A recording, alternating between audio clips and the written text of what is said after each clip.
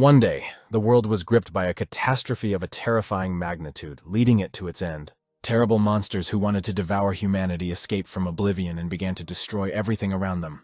And if some creatures could somehow be killed by a well-coordinated group, others inspired such horror that any attempts ended in failure, turning into a mountain of corpses. And some monsters were so powerful that they burned out souls with just one glance at their enemy. People fought as desperately as they could, but over time hope left each of them. However, in contrast to the horror caused by the monsters, a stargate appeared from oblivion, returning hope to humanity. Those people who were not deprived of talent had a chance to enter these gates and acquire incredible abilities that made it possible to retake the world from powerful monsters. The world has held firm for many years, and one of the strongest strongholds of humanity has become the City of Dawn, whose territory witnessed tragic events that day. Robert Guardian was kicked into the backyard of his own home. Rising to one knee, Robert swore at his adopted brother, reproaching him for his betrayal. Darren stood in the doorway with the Guardian family's personal lawyer, grinning at Robert, who sat in the dust. A man dressed in a classic suit stepped forward, giving Robert a haughty look and explaining that due to the fact that Robert had not awakened his abilities by the age of 18, by law he loses his right to reside in the territory of the awakened community. Robert was shocked to hear that Darren, as a child adopted by the Guardian family, had the right to take over Robert's home for his full use. And although Robert tried to prove that he was right by mentioning those who, despite being of age, did not have abilities, he was again hit for his insolence. Robert fell backwards to the ground, barely able to hear himself being condemned for not believing in the city's laws. Having collected his papers, the lawyer prepared to leave, leaving the right to deal with Robert to Darren. Raising his head, Robert noticed the man's sly gaze directed at Darren, and barely heard him mention a certain promise from Darren. Smiling warmly at the lawyer, the guy said goodbye to him, guaranteeing the fulfillment of his promise. However, as soon as the man walked out of the gate, at the same instant, a kick struck Robert to the ground again. Having brazenly knocked the guy down, Darren put his foot on his head, pressing him to the ground and about to reveal the most important surprises to him. Smirking at his defeated brother, the fair-haired man admitted that he had been poisoning Robert since he was 10 years old, which is why he was unable to awaken. It turned out that Darren planned to deal with Robert in order to completely take possession of all of his property, which would provide him with prosperity and security for the rest of his life. Furious at his brother, Robert tried to get up and deal with the scoundrel. However, Darren hit the guy with another terrible news, which he planned to completely unsettle him. It turned out that Darren lied to the guy's parents about their last expedition, saying that it was in it that they would find a way to help Robert awaken. However, desperately wanting to complete it, the parents died. Realizing that it was his brother who was responsible for the death of his parents, Robert fell into despair, kneeling right in front of Darren, grinning maliciously. Deciding to finally put an end to this matter, the fair-haired one again sent the guy to the ground with a kick and ordered him to get out. Without looking up from sadness, Robert stood up and walked out the gate. When the guy took a few steps from the house, he turned around and looked at Darren with a withering look, threatening in a broken voice that he would return and would definitely take revenge for himself and his family. However, as soon as he turned away, his brother created a poisonous dart in his hands and quietly threw it at Robert's neck. Looking at the latter with contempt, Darren was sure that he would never see his loser brother again. After leaving home, Robert wandered around the city for several hours without any plans, but with every step the strength left his body. The poison spread throughout the guy's body, poisoning the body and killing the mind, at one point causing the guy to stumble. Breathing heavily and trying to crawl on the ground, Robert swore in a hoarse whisper that he would definitely take revenge. But in the end, he closed his eyes and lost consciousness, sadly realizing that he would never wake up. At that moment, the clouds above the head of the guy lying on the ground thickened, and a light lit up in the very center of them. A second later, a column of flame shot through the skies at incredible speed, rushing towards the ground. And having reached the ground, the flame hit the head of the lying Robert. Surprisingly, the flame did not burn the body, but enveloped it like a blanket, shimmering on the skin and clothes until it went out. At the same moment, the guy opened his eyes, returning to life. When he rose to his knee, the first thing that came out of his mouth was the statement of the fact that the reincarnation technique had worked. It turns out that at the same time that Robert was learning about Darren's betrayal, somewhere in heaven the warrior god Adrian himself became a victim of betrayal. The thief goddess Milia struck him in the back with a mighty sword, forcing the mighty warrior to fall to his knee in confusion as to why his comrades were doing this to him. Amazed by his ignorance, his former comrades condemned God for wanting to oppose the demon god, considering the latter to be so powerful that it was impossible to imagine. In anger at the disbelief of his comrades, shouting that they had forgotten their own oath to protect humanity, Hadrian grabbed the blade sticking out of his chest with his hand. The power of his anger was so great that with one sharp movement, Hadrian broke the blade into pieces amid his own cries about the greed and selfishness of the other gods. In shock, they all froze, looking at the unshakable will of the one who had just been accused of ignorance. Turning around, Hadrian scorched his former friends with a burning gaze, full of rage and condemnation. If they had not been stunned, they might have been able to finish off the god warrior. But Hadrian, taking advantage of their confusion, created a rune circle on the ground beneath him, embodying the legendary reincarnation technique. Hadrian's soul, having left the body of the great god, turned out to be that same pillar of flame that pierced the heavens and struck the body of poor Robert. Standing on both legs, Hadrian analyzed the situation and realized one very unpleasant fact about the new body. Taking advantage of the god warrior's experience, Hadrian quickly realized that his new body was poisoned to the point that every organ was irreversibly damaged. Stunned that his mighty spirit had been transferred into such a weak body, Hadrian began to study Robert's memories to understand what to do next. Images of all the tragic events that happened to Robert and, in particular, the fact of betrayal by his own brother surfaced in his head. Hadrian realized that his soul chose this particular body precisely because of the similarity of the tragic circumstances of death. Realizing that Robert's will before his death was incredibly strong, Hadrian, feeling respect, vowed to fulfill this will at all costs. And as soon as he said this, Robert's soul appeared before his eyes in a golden flame, which, having learned that his last wish was in good hands, melted into thin air. And although Hadrian made such a strong promise, he understood that due to the poison, Robert's body was too weak. But the great Hadrian would not have been a great god warrior in his past life if he had been afraid to take risks when there were almost no chances. Having climbed into his own memories, Hadrian began to look for what could help him cleanse his body and restore its former divine power. The answer was found almost instantly in the form of a secret technique that continues the path of the reincarnation technique. The 6 paths of reincarnation. Hadrian understood that this technique would allow him to regain all the power he needed for his purposes. But he also knew that before that, he needed to enter the Stargate in order to awaken. Gathering his strength, Hadrian went straight to the Stargate, wanting to become stronger as soon as possible. It did not take him long to reach his goal and reach the gate, since the view to it opened from any street in the city. Approaching the territory where the gate stood, Hadrian thought about where he was and exhaled calmly, deciding that his former comrades would never find him in a new body. Before visiting the gate, the former god had to register, and therefore he went straight to the counter, expressing his desire to undergo the awakening to the man standing behind it. The man, however, addressing Hadrian by the name Roberta, made a dissatisfied face and scornfully indignant, saying that he had already tried to awaken twice this month. However, having heard everything that was said, Hadrian looked at the man with an angry look and demanded to repeat it, only looking into his eyes. The man was clearly discouraged by such changes in Robert's character, and therefore was even speechless. The man was brought out of his stupor by the approaching captain of the guard named Harold, who wanted to know what happened between them. While the man was reporting to the captain, Hadrian used Robert's memories and learned that in the past, Captain Harold was saved by the guy's parents. Apparently, the captain was a man of honor because upon hearing the report of the man behind the counter, he immediately began to scold him, reminding him of how much the Guardian family had done for the city. Having heard no answer from his subordinate, who lowered his head in shame, Harold demanded a star map of awakening for Hadrian. When he turned to the guy, Hadrian saw not an angry grimace, but a warm smile, which caused quite pleasant emotions in the former god. But as soon as he took the card, Harold put his hand on the guy's shoulder and whispered that he should be more careful if he failed the awakening this time. And although the words were quite threatening, Hadrian realized that they were spoken with concern for the son of the family that had once saved him. For this reason, Hadrian saw off the departing captain with a grateful smile. Not one to hesitate, Hadrian turned away from the reception desk and headed straight towards the Stargate. Approaching, he pulled out the map given by Harold and raised it above his head, after which it flew up and was immediately absorbed by the gate. Hadrian, sighing before taking the important step, immediately followed. The guy's eyes were immediately covered with a golden haze, which melted away after a couple of seconds, revealing to him a view of a huge open square full of others trying to awaken. Hadrian tried to take a step, but immediately trembled all over, because it was terribly difficult for the poisoned body to withstand even the pressure of the place of awakening.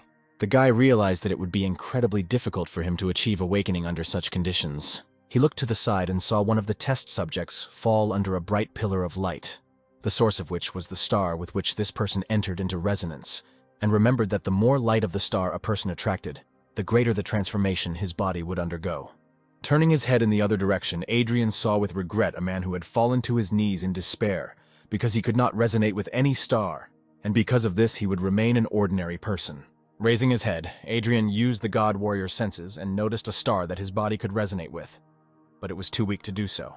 The situation was deplorable, because even if the guy received the light of a star and could be reborn, the transformation would not be complete. However, Adrian would not have been a god warrior in his past life if he had not been willing to take risks, and so he began to embody the 6 paths of reincarnation technique, summoning as much spiritual flame as his past divine soul could. He used all the experiences from his past life to make the flame bright and strong enough to purify his new body. The fiery silhouette flared up more and more every moment, dousing Adrian with a heat that he did not notice. When the silhouette flared up so that the flame could blind, the fire swirled around the guy's body, transforming him. At first, the movement of the flame was calm and measured, but in an instant it accelerated to the state of a fiery tornado. When the tornado began to dissipate, a rune circle was lined up underneath it, corresponding to the technique that Adrian, standing in the very center, was going to use. As if noticing the light of the flame below, the largest star, like the sun, lit up even brighter right above Adrian. And a moment later, a pillar of her light pierced the heavens and rushed towards Adrian, who readily accepted it. His body seemed to melt in this light, transported to where his transformation was to continue. The light from the star with which Adrian's body resonated turned out to be so strong and bright that the other test subjects turned surprised glances at it, seriously believing that it was the light of the sun, not a star. At that moment, Adrian found himself in open space alone with the star that had chosen him. Its flame immediately engulfed the body of Adrian, who was ready for this and tensed, intending to curb it. The flame burned the guy's body painfully, ready to burn him if he lacked fortitude. However, in a violent outburst of emotion, Adrian endured the pain of the flames. His angry grin said more clearly than any words that he would endure any pain just to achieve his goals. In the end, the star's flame went out on Adrian's body, making it clear that the guy had harnessed its power, which made him feel truly powerful. However, it turned out that the power of the technique he used summoned the light of more than one star, and another, darker one appeared in front of Adrian. Her flame also engulfed the guy's body, but he readily accepted it and curbed it without much difficulty, after which he felt agile and fast. Having dealt with 2, he saw the 3rd and immediately set about obtaining her powers as well. The yellow flame gave way faster, and from it Adrian felt that his will and determination became even stronger. Next was the flame of a blue star, the harnessing of which seemed to open up a different perspective for his mind. The flame of the green star seemed to remove the veil from his eyes, and Adrian felt that nothing, even the most microscopic, could be hidden from his gaze. And finally, the last star, whose flame was bright purple, was also subordinated to the will of Adrian, which is why his perception, according to his own feelings, became more specific. In the end, the technique of the 6 paths of reincarnation led to the flames of all 6 stars surrounding the guy's body in a bizarre and bright whirlwind. The speed of this vortex was so great that from the outside its shape looked like a sphere. In this realm, Adrian fell into a meditative state, synchronizing his own mind with the power of the stars and allowing it to have its full effect on his body. When Adrian felt that the job was done, the sphere burst into 1,000 pieces. Renewed, powerful, and absolutely healthy, Adrian climbed out, feeling his own omnipotence with every fiber of his body. The flame of one of the stars pliantly touched the guy's outstretched hand, which only confirmed his guess that the body was completely healed. At the same instant, a new unusual rune circle lined up behind Adrian's back, the symbols of which, however, Adrian was familiar with. Adrian knew that after awakening, the body changes in accordance with the acquired class, but at this moment he felt not only how the strength of a warrior permeates his body, causing a feeling of incredible strength in his muscles. He also noticed that his movements became smoother, and his speed clearly increased, which was consistent with the class of a thief. In addition, he was aware of everything around him and himself much more clearly and distinctly, which is why he concluded that the magician's insight was now open to him. In addition, his vision became so piercing that he could notice even the smallest vibrations in the air near him, which made him realize that his vision began to correspond to the vision of an experienced archer. And although the will of the former god warrior was already unshakable, he clearly felt that it had only become sharper, which is why he was ready to immediately rush into battle, which usually characterizes the knight class. Having finally decided that this was all, Adrian was quite surprised that his perception had changed greatly, and therefore realized that even the qualities of the last summoner class were now available to him. Adrian was absolutely shocked by the fact that he had discovered all 6 classes, because even in his previous life, he had only heard of a couple of cases where someone managed to discover a predisposition for several classes, and even then, no more than 2. Clenching his fist proudly, the guy grinned, realizing that in this case he would easily surpass even his previous self. Looking up, he saw that the space around him began to crumble, which meant that the awakening process would soon end. At the same moment, Adrian, closing his eyes and opening them again, walked out of the Stargate back to the place from which he entered. And on the way out, he met with the very thing that he clearly did not want to see at all. Because Darren stood there, instantly attacking Adrian with contemptuous comments toward his, as it seemed to the fair-haired, absolutely useless attempts to awaken. Having angrily looked at the scoundrel, Adrian, not wanting to stand on ceremony, boldly sent the guy. Darren was taken aback by this attitude from the one whom he had kicked with his own feet a few hours ago, and who now moved away from him as if the blonde man was not worth the dirt under his nails. Fury immediately boiled in the blood of Darren, who did not understand how Robert, who had been poisoned by him, could walk like this now, as if nothing had happened.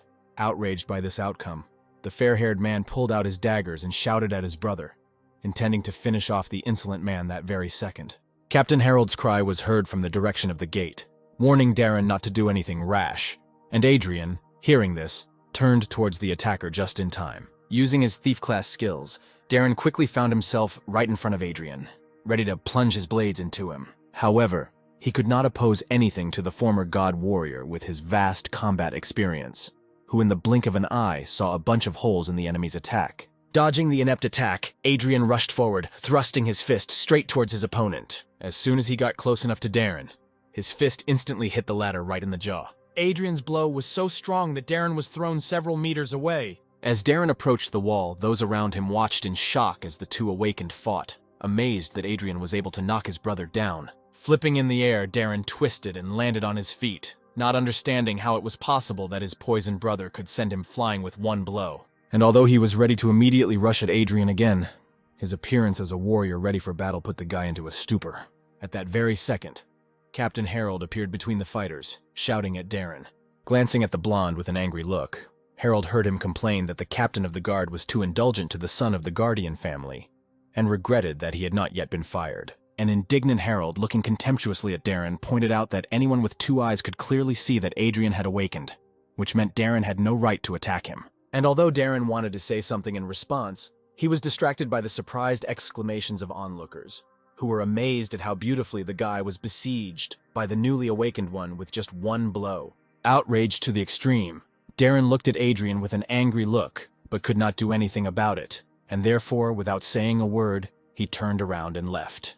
Grinning as he left, Harold walked up to Adrian and used his portable analyzer to find out what class the guy received. Looking at the screen, Harold saw the symbol of a warrior and hastened to congratulate Adrian on this with all his heart. He noticed that it now became clearer how Adrian managed to send Darren flying with one blow. People who had previously seen Adrian as a loser who could not awaken suddenly began to smile in front of him, admiring how hard he had hit his stupid brother who decided to launch a frontal attack on the warrior. Adrian smiled at them, but in his head he was glad that he was able to hide the fact that he had unlocked more than one class, showing only the warrior class, because he was afraid that this feature might cause him difficulties. Harold put his hand on the guy's shoulder and, smiling warmly, again congratulated Adrian with all his heart. Taking the card out of the analyzer, Harold handed it to the guy, recommending that he quickly go to the Warrior Academy for training. Taking the card, Adrian examined it and sighed relaxedly, promising to try his best. However, to Harold's surprise, after removing the card, Adrian asked the captain when the monthly talent assessment would take place,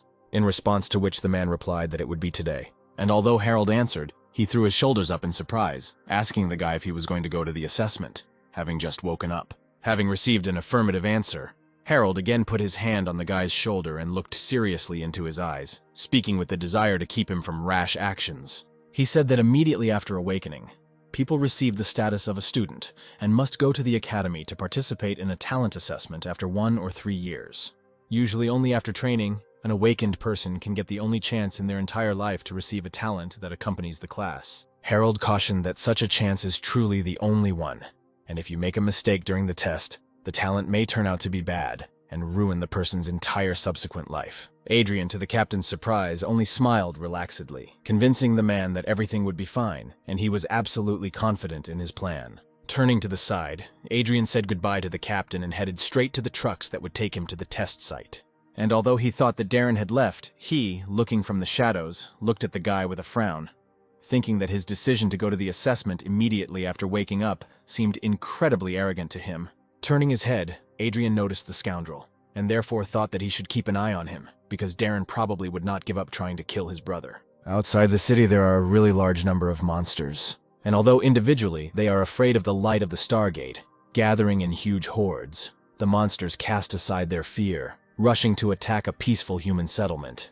And although the awakened ones oppose the monsters in large detachments, not a single foray is complete without losses. The soul of everyone who fought for humanity against monsters gains immortality under the light of the stars, and their tombstones emit huge amounts of stellar energy, distorting space and forming a special dimension known as the Land of Gifts of Starlight. It is there that each newly awakened one takes part in the talent assessment to continue the glory of the ancestors, and to receive the accompanying talent from the predecessors. While on his way to the territory where the talent assessment was being organized, Adrian used the magician's insight to easily read a fairly thick book telling about the upcoming test for Adrian. He read that around the city there are mainly undead, which means it is these monsters that need to be targeted when preparing.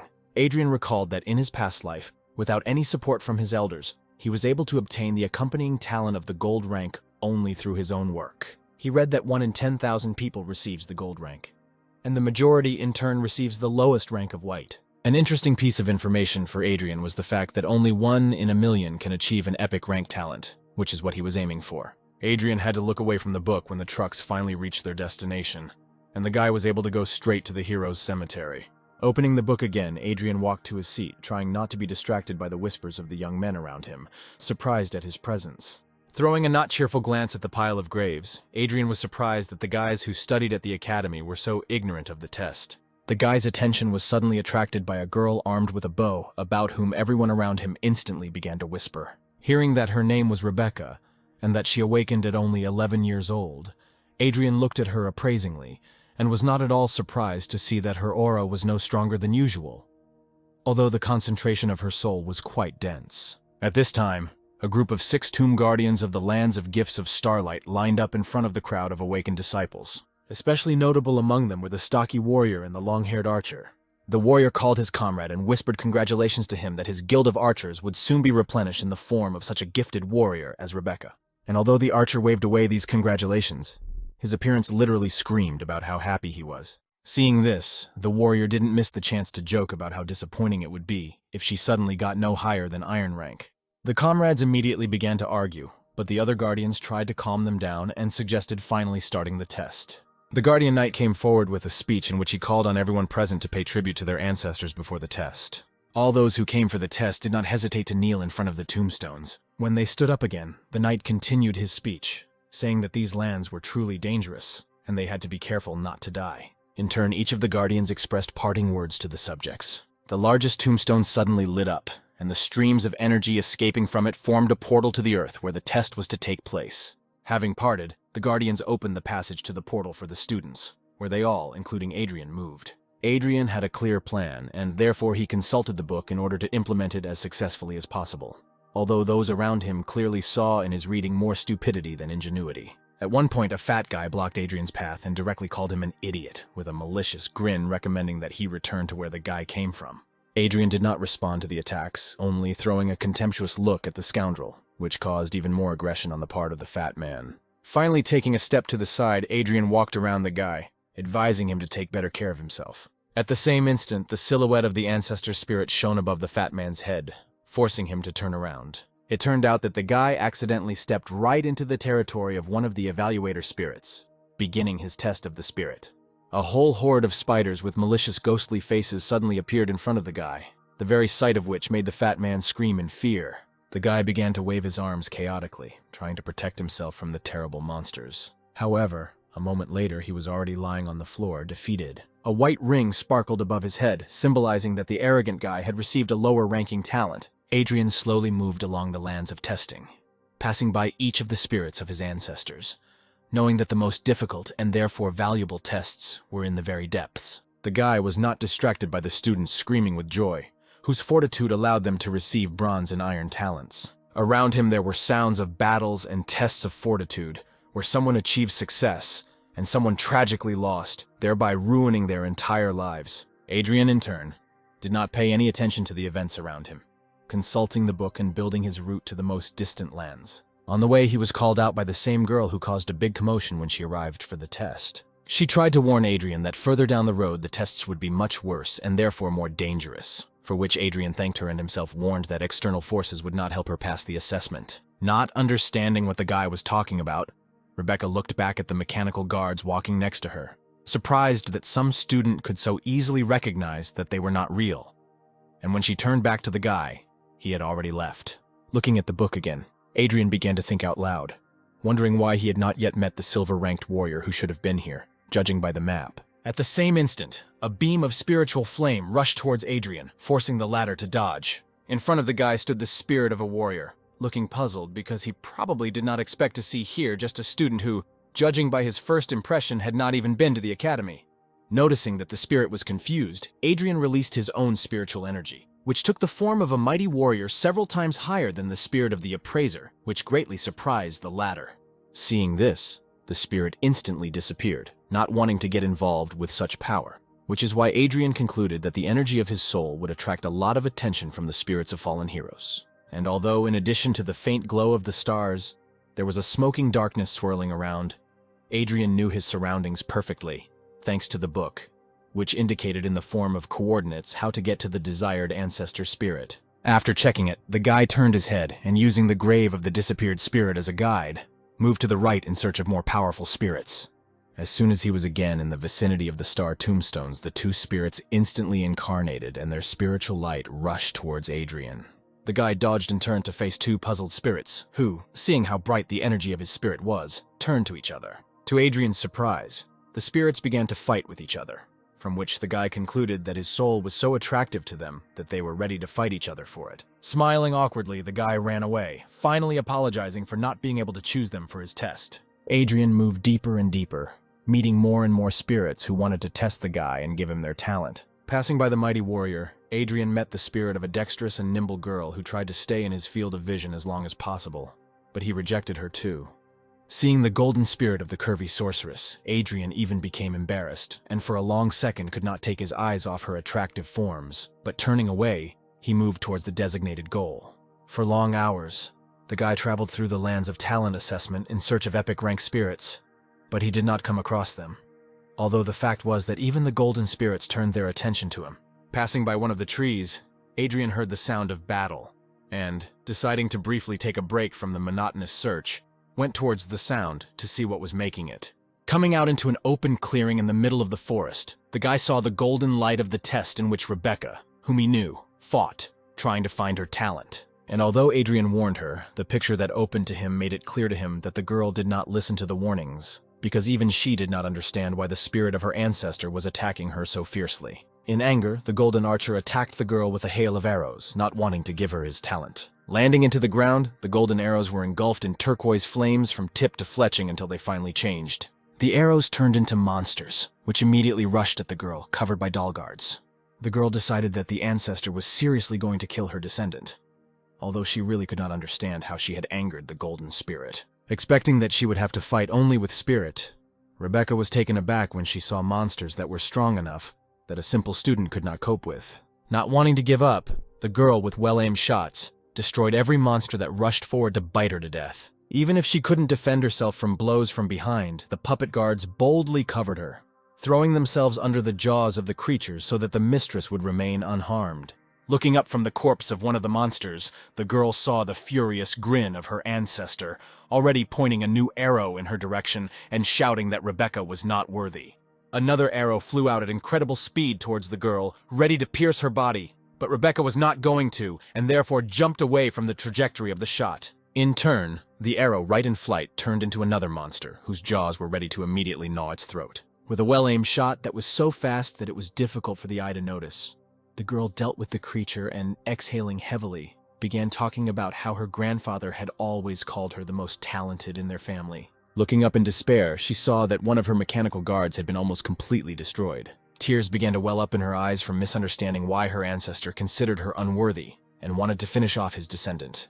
The spirit, however, did not pay attention to the girl's tears and aimed a new arrow at her, shouting in a voice full of rage that she was unworthy of his power. Proudly straightening up right in front of her ancestor, the girl boldly looked into the spirit's eyes, burning with anger, and cried out with the question of what she had done to deserve his rage. Peering out from behind the tree, Adrian calmly asked the girl if she really didn't understand what exactly she had done wrong. Distracted from his original goal, the golden spirit looked at Adrian and was immediately dumbfounded by how strong the aura was in this guy. Seeing her ancestor's surprise, the girl instantly felt angry and again threw a defiant glance at him, crying out about how hard she had honed her skills and strengthened her soul. Using all her will, Rebecca firmly looked at the spirit, constantly reassuring herself that she would never be left without the talent inherent in each member of her family. Pulling back the string of her bow, the girl cried out that she would release her arrow even if she had to die. At the same instant, her body was engulfed in harmless golden flames inherent to the spirit with which she fought, which is why Rebecca realized that she was able to resonate with her ancestor. Adrian smiled and noted that the talent assessment test is primarily about will, courage, and fortitude, and not physical strength. The guy said that it was the mechanical guards who protected the girl during the battle that became an indicator of her fear of battle, which is why the ancestor shouted about her unworthiness. The golden light of the test finally faded, and Rebecca realized that the test was over in complete victory. Sighing heavily, she noticed how tense every muscle was after the hilarious fight. The golden archer extended his hand forward, and the flame from it touched the girl's body, healing her and gifting her with what she had come for. Proud and pleased with herself, Rebecca passed the test and therefore received the sign of golden talent that accompanies her family. Looking from the side, Adrian smiled, seeing how the girl received something that would make her life incredibly prestigious. As the spirit vanished into thin air, Rebecca turned to him and awkwardly thanked him for the advice the guy had given her. And although the girl asked how he himself, being just a student awakened quite recently, ended up so far in the lands where the golden talents are located, Adrian only answered that his goal was the best possible talent, and turning away, moved away.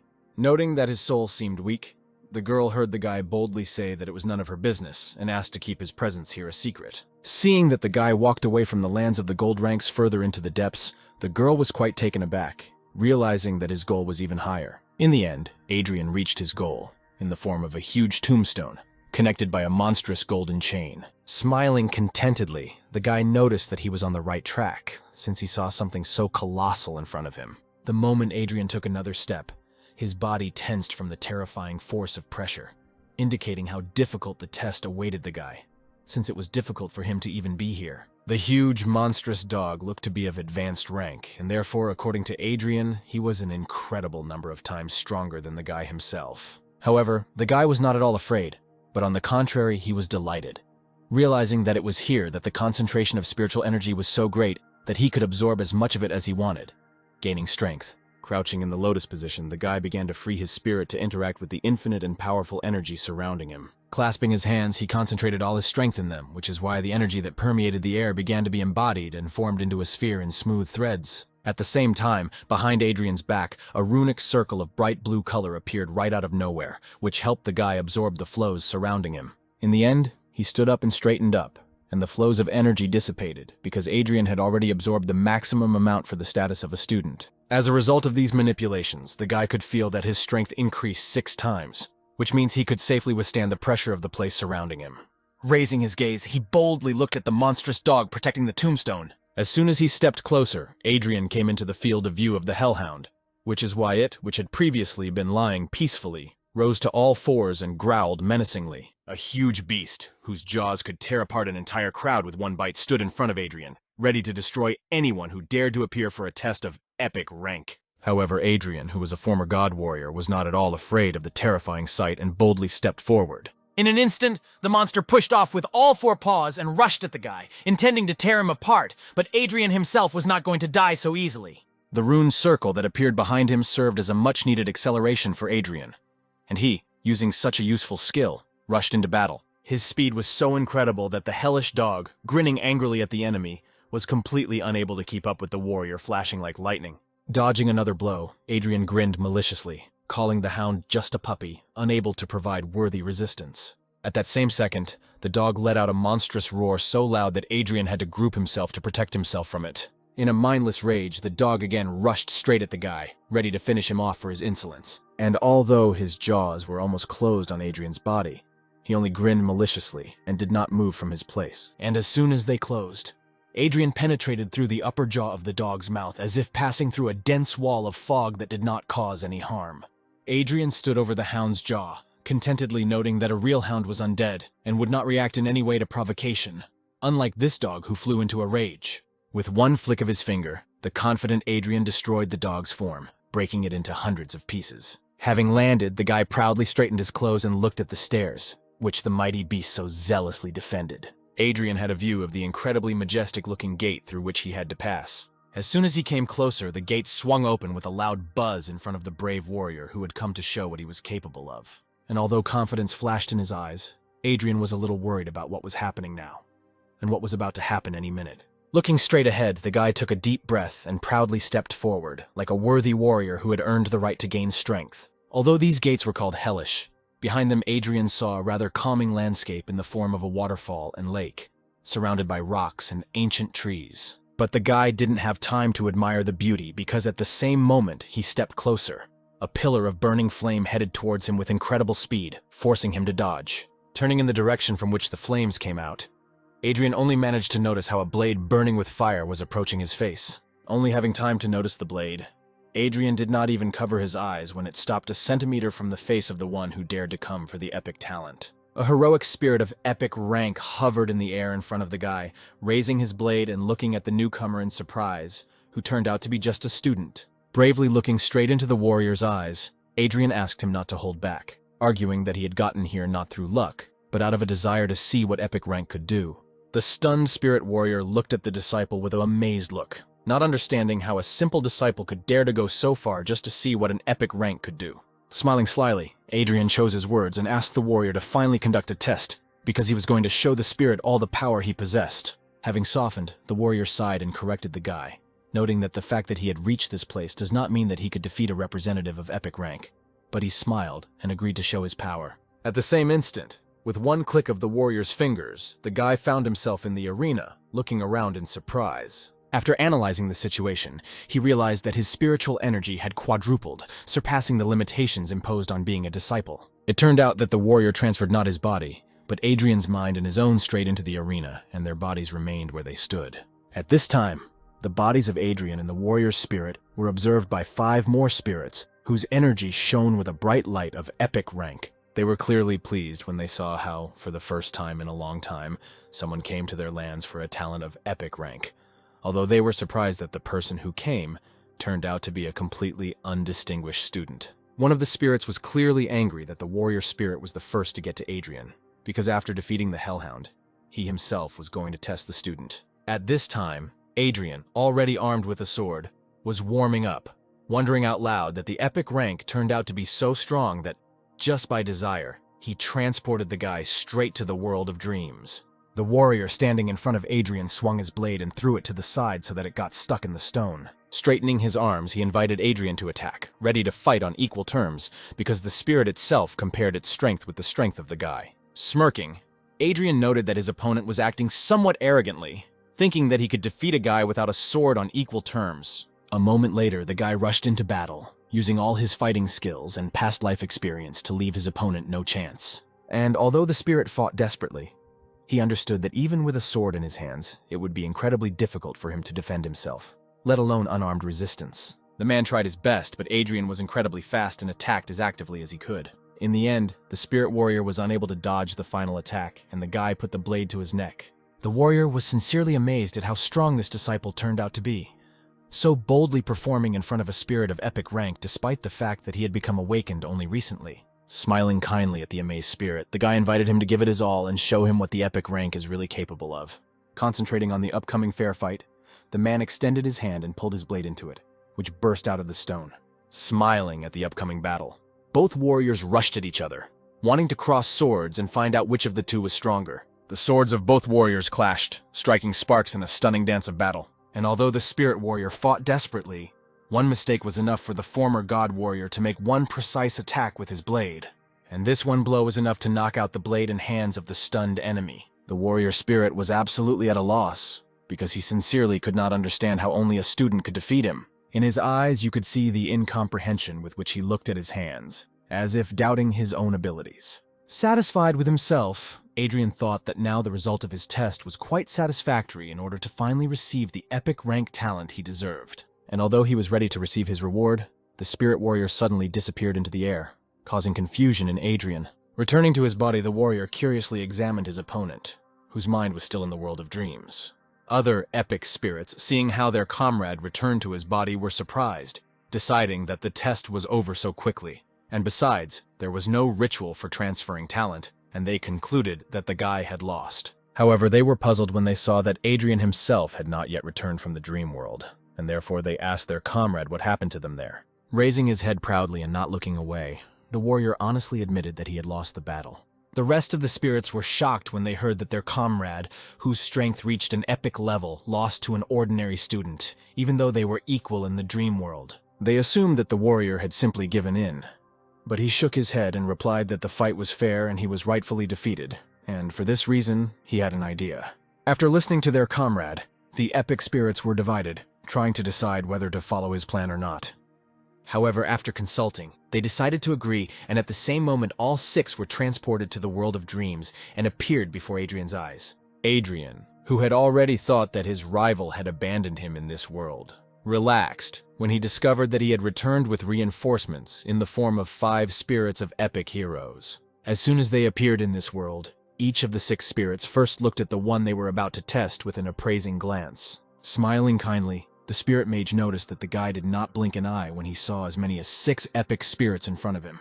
Scratching his beard, the elder opened his eyes and spoke with the hoarseness in his voice characteristic of his appearance. Removing one hand behind his back and nodding proudly towards his comrades, the magician invited Adrian to fight all 6 epic spirits at the same time. Looking at those who came with confusion, Adrian heard that if he wins, he will receive 1 epic talent from each of them, which is why his eyes sparkled with awareness of the situation. Behind the spirits of men stood the archer and the summoner, who, having sarcastically examined the guy, suggested that he leave with the talent of a warrior, because judging by his appearance, he would not have enough strength. In response, the former god warrior laughed like a madman, receiving sincere pleasure from the whole situation. Proudly looking up and raising his sword, the guy expressed his desire to accept the challenge and his unwavering readiness to fight. The magician frowned, calling the guy self-confident, and the knight called him arrogant, although he seemed to only like it more. Taking a stance, Adrian did not take his eyes off his opponents, ready for any attack from them. The spirits had already pulled out their weapons and also prepared for battle, warning the guy that the following events could be damn dangerous for him. At the same moment, as the magician finished speaking, the thief spirit disappeared from sight, rushing into an attack with amazing speed. In a second, the thief was right behind Adrian, ready to inflict a mortal wound on him with a blade in the back. However, he did not expect that using the archer's reflexes, he instantly turned around and swung his sword towards his opponent. One strong blow to the defending enemy was enough to send the thief spirit flying, and although he defended himself, the force of the blow was so great that, having crashed into the wall, the spirit immediately lost consciousness, leaving the battle. Realizing that they could not win alone, the epic heroes rushed into battle all together in order to remove the smug smile from the opponent's face. The mage's fireballs were clearly of extraordinary power, but using the thief's speed and the archer's reaction, the guy easily dodged each of them. Thanks to the magician's insight, he could calculate every swing of the blade in order to protect himself from the archer's shots. The spirit mage tried to use a paralyzing discharge to stop the guy and allow his fellow knight to strike, but Adrian for some reason ignored the effect of the spell, rushing straight to the old man. Finding himself close to the spirit mage, the guy swung his hand to strike, noting with pleasure that the knight's physique and willpower perfectly protected against magic.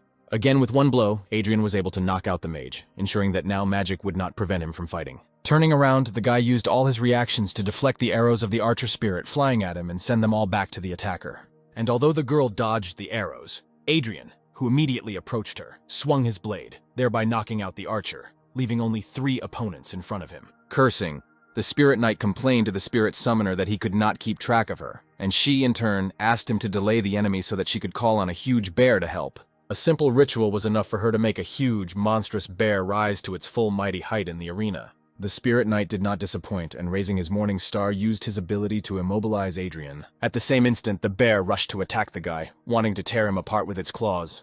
And although the bear was a beast created by the spirit of the summoner, Adrian's summoning abilities were stronger, and he seized control of the bear, forcing it to attack the knight, knocking him out of the fight with one blow.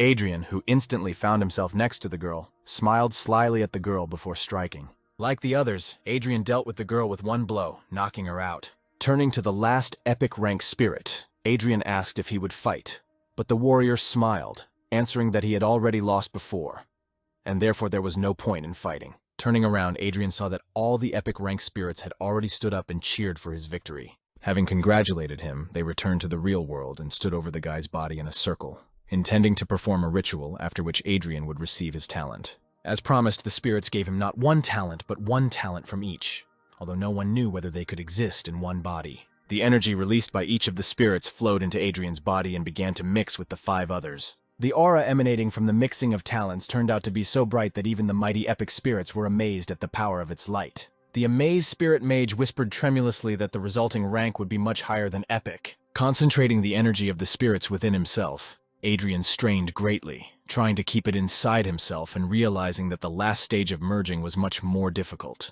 Unleashing the full power of his fighting spirit, Adrian used it to cope with such a difficult task. The guy's spirit was eventually able to contain all this powerful energy that permeated the body, and it transformed into a crystal heart in the guy's hands. In receiving this new power, Adrian sensibly assessed it, thinking about the scale of talent levels so well known to everyone. Knowing that getting a gold rank was incredibly difficult and an epic rank was almost impossible, no one would have thought that there could be a talent level higher than epic. The heart transformed back into streams of energy, of incredible power, which were instantly absorbed into the body of Adrian, who instantly realized that his new talent turned out to be mythical. In the guy's mind, an understanding of the new talent arose and, in particular, why the energy of the spirits took on the shape of a heart. Because this new talent was called the Heart of the Brave and could increase the hero's power 10 times. Opening his eyes, Adrian saw that the epic spirits were enveloped in a warm light, and their faces expressed satisfaction and pride, because they not only saw a talent whose power is higher than the epic, but they themselves endowed them with a worthy warrior. Smiling at the heroes disappearing in this light, Adrian relaxed peacefully, proud that he was able not only to fulfill his goal, but to achieve something even better. Turning to the exit from the lands of epic rank, the guy stopped for the last time to leave an offering to the disappeared spirits, in the form of the book that helped him get here, as well as a bottle of delicious sake stored in advance, promising them that he would definitely protect the City of Dawn from any misfortunes. At this time, a proud Rebecca returned from the lands of testing, illuminated by the symbol and light of the gold rank, which greatly pleased the guardian archer, who instantly called her a true genius. Turning her head away, the girl embarrassedly babbled that she received her talent only thanks to the help of her dear mentor, and she was not a genius at all. The archer guardian, proud of the girl, did not agree with her, saying that the gold rank appears once every 10 years, and at the same time looking sarcastically at the warrior guardian, none of whose students received a rank higher than silver. Outraged by this gesture, the guardian warrior protested that the guardian archer's students could only rely on luck, without deserving the high talents they received. And although the guardian warrior claimed that among the warriors there would be such a strong awakened one that he could receive a gold rank, he only met a malicious grin from his comrade. Distracted from the squabble between the two guardians, Rebecca looked around, trying to spot Adrian and finally find out what rank the one who so calmly walked past the lands of the gold rank received. Realizing that there was no guy in the area, the girl looked at the portal, anxiously waiting for him to come out of it. When the guardian archer decided to announce the end of the test, Rebecca asked him to stop and wait, because one test subject never left the test grounds. At the same moment, Adrian, stretching his neck, climbed out of the portal, meeting there not with a storm of applause, but only with such familiar disdain, because the guardian archer was sure that the guy had failed his test. Rebecca, blushing at the sight of the guy, did not hear her mentor's sarcastic comments, remembering only, not without a shadow of embarrassment, that the name of her new acquaintance was Adrian. Glancing to the side, the guy immediately saw the fat man who had crossed his path at the very beginning of the test, and who was right now mocking Adrian, thinking that he was hiding from the test, afraid of failing it. Not paying attention to the sarcastic comments, the guardian warrior took a step towards the guy, asking with a smile what rank one of his ward warriors received. Smiling, Adrian relaxed for a second, which is why the aura of his talent shone faintly, covering the entire body of the awakened one. And although the hero received a mythical rank, everyone around saw what he wanted to show them, namely the aura and symbol of the gold rank shining on the guy's body. Everyone around seemed to have broken loose, heatedly discussing and amazed at the fact that this time, 2 participants received the gold rank, although even one was an incredible rarity. Smiling contentedly, Adrian noted, not without pleasure, that he was incredibly lucky that his new talent allowed him to flaunt the rank that the hero himself wanted. Quietly resting his hands on his hips, the guy, not deigning even a glance to the arrogant scoundrels mocking him, told them out loud that they should not mock others, but try to become stronger themselves. which greatly embarrassed the dumbfounded fat man. And only Rebecca, whose confused look Adrian caught, could not understand why the guy received only a gold rank, because he went much further than the place where the golden spirits were. As if he had read the girl's thoughts, Adrian put his index finger to his lips, reminding her that he had asked her to remain silent about where he was going in the testing lands. Once again embarrassed by the attention of her new acquaintance, Rebecca only thought about how many secrets Adrian had from everyone around him. And while she was reasoning, the guardian warrior rushed to Adrian, whose smile made it clear that he was incredibly happy that one of his charges was finally able to receive a gold rank, although Adrian, not receiving pleasure from someone else's touch, asked him to leave him alone, calling him a bearded man.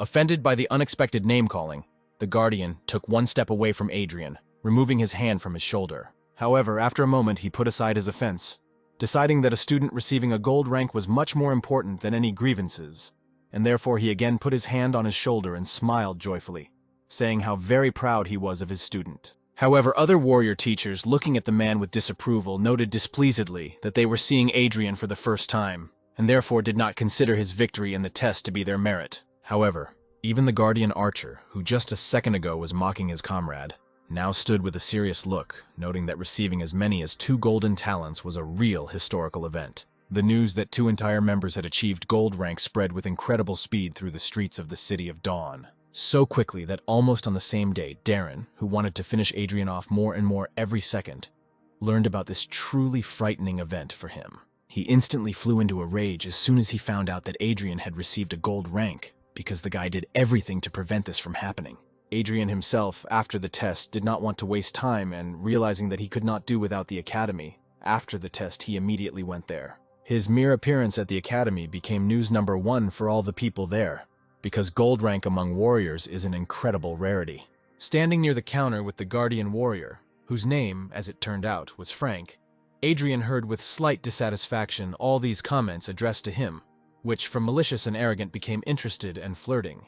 Frowning, Adrian even began to regret that he showed people his gold rank, because he received much more unnecessary attention than he wanted. Finally, the man behind the counter, smiling welcomingly, handed Adrian an envelope, a badge with a warrior symbol and a card indicating his status. Still proud of his ward, Frank put his hands on his hips and wholeheartedly congratulated Adrian on officially joining the Warriors Guild. Adrian was about to unpack the envelope, but Frank, who stepped aside, waved his hand and called him to follow, because he was going to help the guy get a well-deserved reward for his work. For the first time since the test, Adrian smiled at Frank and followed, noting to himself that he was surprised by the fact that the guild treated its members well enough. Walking through the long corridors of the academy, the men arrived at a training room filled with mannequins and exercise equipment, in the middle of which stood a stocky man whose hair, with its bright green color, resembled a fresh apple. Having greeted Adrian and Frank, the man introduced himself as Roosevelt Walter, and added that he was the treasurer of the Warriors Guild, and therefore it was he who would offer Adrian a reward corresponding to the gold rank. Looking into the box that Roosevelt bowed his head and handed to the guy, Adrian saw a book there, the inscription on the cover of which read about the name of a special skill of the warrior class. Taking the box from Adrian's hands, Frank himself looked inside and smiled, looking up at Roosevelt and noting that the treasurer is very generous, because this skill is really powerful, to which Roosevelt, not without pleasure, said that they are obliged to invest all their efforts in the development of a gold rank hero. In addition to the skill, Adrian also received as many as 10 star stones of the initial rank, which is a significant reward since Frank himself received only 1 at one time. Opening the book, Adrian read a couple of lines, but almost immediately became perplexed by their content. Roosevelt smiled again when he saw the guy's reaction and said that learning skills is an incredibly important activity for every awakened person, and therefore Adrian is recommended to start learning as soon as possible. Smiling joyfully, the guy agreed with the treasurer, promising to start training as soon as possible, and thought to himself that things were turning out very, very interesting. As soon as Adrian and Frank left, Roosevelt removed the smile from his face and headed to his office, where Darren was already waiting for him, who immediately began asking the treasurer whether he had completed his task. Calmly closing the door behind him, Roosevelt looked at Darren slightly dissatisfied, and just as calmly noted that he could cope with any task much better than Darren. It turned out that Roosevelt specially altered Adrian's skill book, and because of it, the guy could soon become insane. Enjoying the thought of how sinisterly ingenious his plan was, Roosevelt finished the thought by telling Darren that he would have to send a request for a duel as soon as Adrian went crazy, thanks to which the guy would be able to get rid of his rival without unnecessary problems. Exhaling in a relaxed manner, Darren smiled at Roosevelt, noting with pleasure that he always completes tasks 100%, and therefore, as gratitude for his work, he will definitely thank his comrade when Adrian dies. Looking away, Roosevelt said that he was only following orders from above, and therefore did not count on a reward, but of course he would be happy with it. He chose to turn away when Darren, with a distraught look and a cruel smile on his face, promised that he would kill his sworn brother, no matter the cost. And although the plan was really good and would have worked on someone else, Adrian's real mythic rank told him perfectly well that the skill was actually altered, which bodes well for him. Adrian thought deeply, comparing all the facts with each other, and seriously suspecting that this trouble with the skill was directly related to Darren. Having instantly seen through Roosevelt's plan, Adrian put the book aside and decided that he would gladly play along with him, pretending that he had really fallen under the influence of such a weak illness that the book was supposed to create on him.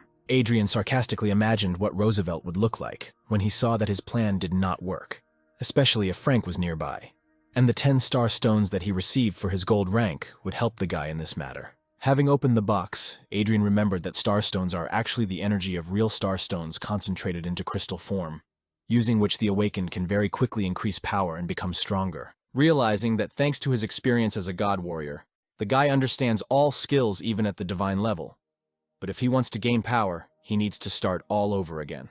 Sitting in the lotus position in the room allocated to him personally, Adrian closed his eyes and used his spirit to begin to absorb energy, while simultaneously discussing how the skill of an unpredictable fist blade is a rare skill, and it is necessary to learn it.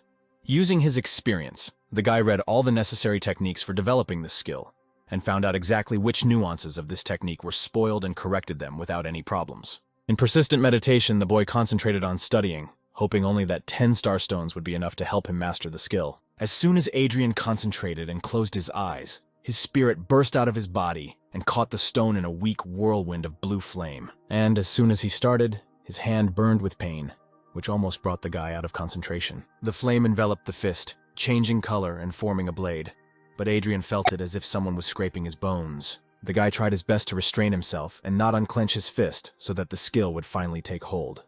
But, alas, he could not resist, and his palm unclenched, and the flame began to gradually go out.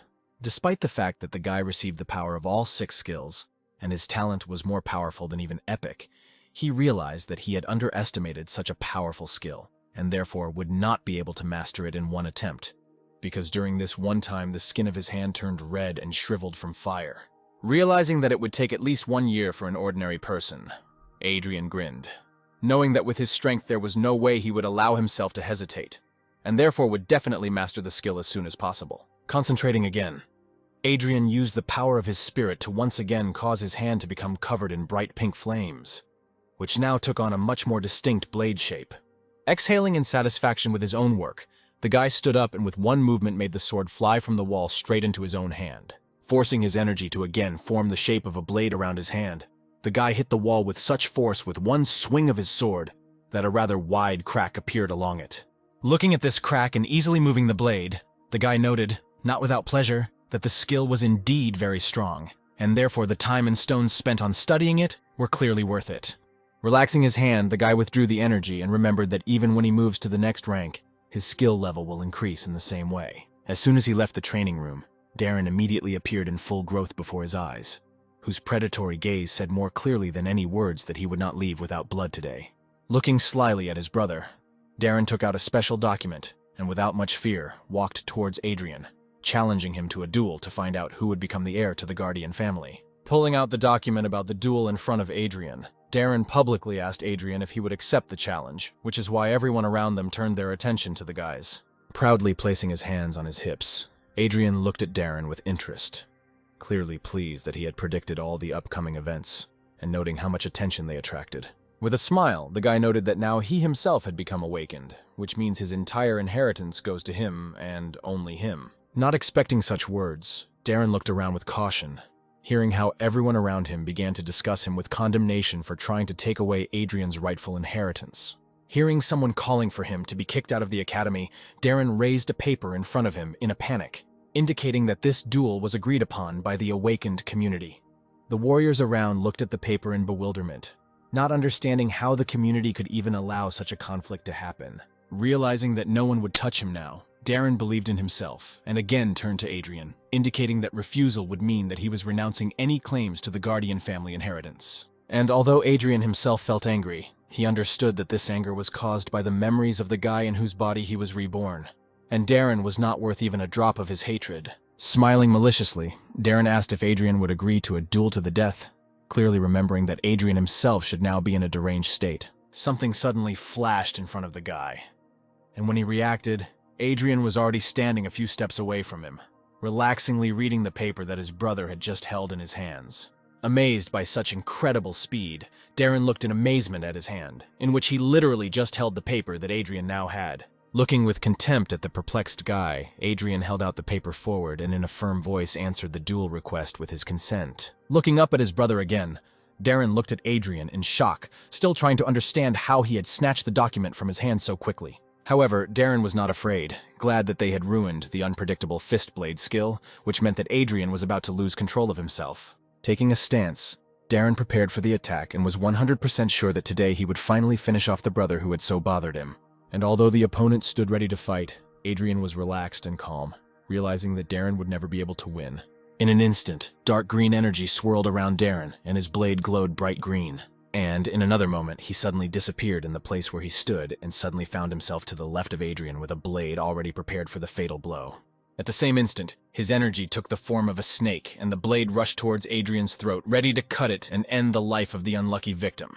With a slight movement of his hand, the hero intercepted the opponent's attack and deflected it to the side, noting with a smile that Darren was repeating himself in his techniques. Panicked by such a difficult situation, Darren simply could not believe that his opponent was so clever that he had read all his skills so much that he was able to intercept his attack. Seizing a moment when Darren would be defenseless, Adrian used his new blade fist skill. With one blow so familiar, the guy sent his opponent flying. Falling on his back, Darren hit hard, but using his thief's reflexes, he quickly turned over and stood on both legs, grinning angrily at Adrian. There was confusion in his eyes, because he expected Adriana to go crazy with his new skill. Smiling relaxed, Adrian received compliments and words of encouragement from other warriors, shouting at him to show the thieves what they were capable of. But another thief standing nearby noted that Darren was trash and asked not to compare the Thieves Guild with him. Frank stood nearby, contentedly watching the progress of the battle and noting every movement, saying out loud that he was very proud of the new gold rank of the Warriors Guild, because Adrian had learned such a difficult skill so quickly. Leaping forward, Adrian again used his blade fist skill, intending to hit Darren even harder. His blow again fell on the body of his opponent who, even blocking the attack, flew away from such a powerful force. Clearly enjoying beating the scoundrel, Adrian noticed that his opponent was very tenacious and stood on his own 2 feet even after such strong blows. Straightening up, the guy pulled back the collar of his cape with the hand that hurt the least, showing a golden protective vest that helped him withstand blows, naturally not leaving the enemy without a sarcastic comment about his weakness. Nevertheless, the opinions of others about the fact of wearing protection by Darren were divided, because someone decided that it was dishonest, and someone noted that protection is not prohibited by the rules. The desperation for the result was evident in Darren's eyes as he shouted that he would make Adrian finally die. Rushing forward again, he prepared his blade for another attack. His energy now took the form of 2 snakes, ready to bite the enemy's throat, and Darren himself, using his skills to the fullest, was approaching the enemy. This time, without even a hint of a smile, Adrian called Darren a narrow-minded idiot, facing the oncoming attack without fear. Again, with a single effortless movement, Adrian used his blade fist to block such a powerful attack without any effort. Darren's eyes showed fear because he clearly did not expect his opponent to block his most powerful skill so easily. Looking at the enemy with contempt, the guy noted with pleasure that he was only playing along with Darren, who thought that his armor would provide him with good protection. With these words, Adrian used the blade fist on his other hand, which he directed directly towards the enemy's face. Darren, who did not have time to block the attack, was forced to feel the full power of such a powerful skill. In turn, Adrian, realizing that the enemy had lost the opportunity to defend himself, attacked him with several blows from the blade fist. In the end, with another powerful blow, the guy sent Darren flying again. The guy tried to group himself, but this time he simply didn't have enough strength to get up, and so he fell heavily to the floor. Raising his gaze, the beaten Darren looked at his enemy in bewilderment, not understanding why nothing was happening to him. Throwing a contemptuous look at his opponent, Adrian said that he knew everything about his vile plan to drive him crazy, which shocked Darren. Knowing that their duel was to be to the death, Adrian crouched over the weakened Darren and said that he would spare him, but only on one condition, Lost from excitement and panic, Darren heard that his opponent was demanding to tell the whole truth about who was behind all the intrigues over the Guardian family, as well as what happened to Adrian's parents. Having lost all hope, Darren clenched his jaw forcefully, which made the sound of something bursting. Adrian rushed a step back, stunned to realize that there was poison in the guy's mouth, and he chose to die rather than answer the guy's questions. With one last malicious glance at Adrian, Darren told him that he would never know what happened to his parents, and also that he was unable to cope with those who intended to end the life of the Guardian clan. Stunned, Adrian silently listened as Darren said his last words, saturated with malice and contempt. Having said his last word, Darren suddenly rolled his eyes and leaned back, and his chest stopped rising in time with his breathing, making it clear that from now on, Adrian's sworn brother was dead. Adrian felt incredible contempt for his opponent, but also a certain amount of respect, because he was ready to die for his goals. Turning away from the deceased with regret, the guy thought that those who were behind all this apparently had great power in this city, and although he understood that Darren's death would bring even more troubles upon him, excitement and a desire to find out just how strong his enemies flared up in him. Realizing that he still only occupied a weak F rank in the guild, Adrian headed out of the hall, deciding to quickly return to training, but not noticing how someone was hiding around the corner who was watching the progress of the battle with great curiosity. Sometime later, Adrian, being in an apartment on the outskirts, was training with starstones. Sitting in the lotus position and holding the starstone between his palms, the guy reunited with his spirit for the best possible training. In the end, another stone crumbled into dust, having exhausted all its stellar energy. Upset over the loss of the last star stone, Adrian thought out loud, coming to the understanding that his body was indeed incredibly strong, because in a couple of days, he had absorbed all the energy of the 10 star stones received for the talent test. Clenching and unclenching his fist, the guy noted with pleasure that in just a couple of days he increased his energy level from 105 to 246 units, which is a truly outstanding result. Looking at the dust left over from the used star stone, Adrian estimated that one such stone contained approximately 10 units of spiritual value. However, in fact, this was only a theory, and extremely erroneous, because the average awakened person can absorb only a smaller part of the energy that is stored in the stone. For such an awakened person, a result of 10% of the total energy of the stone is quite good. If a gifted person can use 30% or more of energy, then he can be safely considered gifted. However, without expecting it, Adrian managed to absorb as much as 70% of the stone's energy, which was a truly impressive result. Absolutely pleased with himself, the guy remembered that in his previous life, he achieved only 40% of the results, which means his current body is indeed several times more powerful. Having warmed up after a long process of absorption, Adrian noted with regret that on the outskirts of the city, he received much less energy from the stars than he could have, being at the very gates. His gaze became aggressive as he remembered how he tried to reclaim the Guardian family estate, which was rightfully his. Immediately after the battle, Adrian went to the residence of the awakened community to gain access to his estate. But as it turned out, after passing into Darren's possession, the estate no longer belonged to the Guardian family.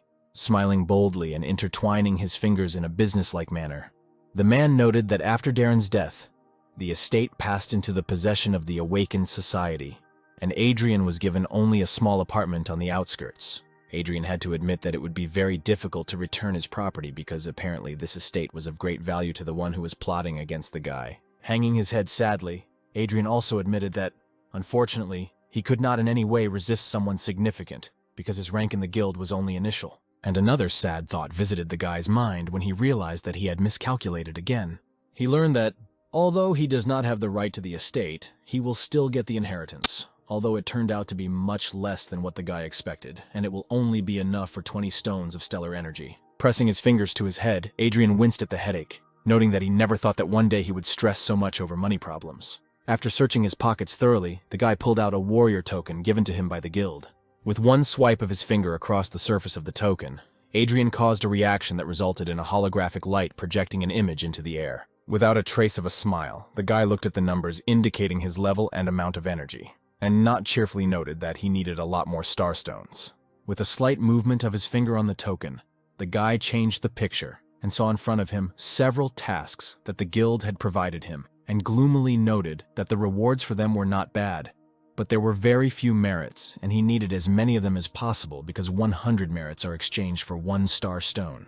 Looking at the result of his research, Adrian doubted whether he should try tasks that were more difficult for his rank, and although he himself understood that he could easily cope with a task at a higher level, He doubted it only because its successful completion immediately after waking up would attract too much unnecessary attention. While he was under the wing of the Warriors Guild, no one could even lay a finger on him. But if he went too far, ill-wishers would come from everywhere and still be able to get him. While flipping through various tasks, Adrian suddenly came across something that caught his attention. Touching the hologram, the guy read about a task that was 2 whole ranks more difficult, but it only required exploring the surroundings of the forest nearby, and the reward promised as many as 20 merits. Taking a closer look at the picture that came with the task, Adrian noticed something interesting, deciding that the task seemed very interesting to him. After some time, Adrian arrived in the suburbs where some of the awakened ones lived and worked. After wandering around the territory for a long time, the guy finally noticed a fork and realized in which direction the moss forest was located, which became his new goal. At that moment, when he was about to leave, the guy heard a clear voice from behind, calling him by name. Turning around, he saw Rebecca in full battle dress, who, clearly delighted to meet a new acquaintance, asked him if he had accepted the same task with the moss forest as she had.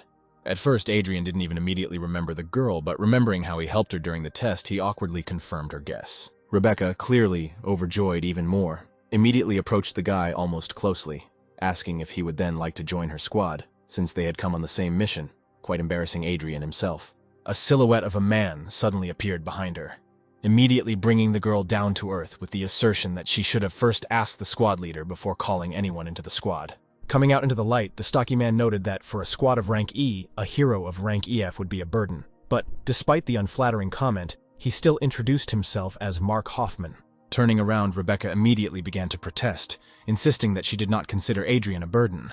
The man who came up, hearing Adrian's name, called Mark a real ignorant, because Adrian was the one who, along with Rebecca, received a gold rank talent in the recent test. Stretching out his hand for a handshake, the man introduced himself as Howard, and noted that he was the squad's archer.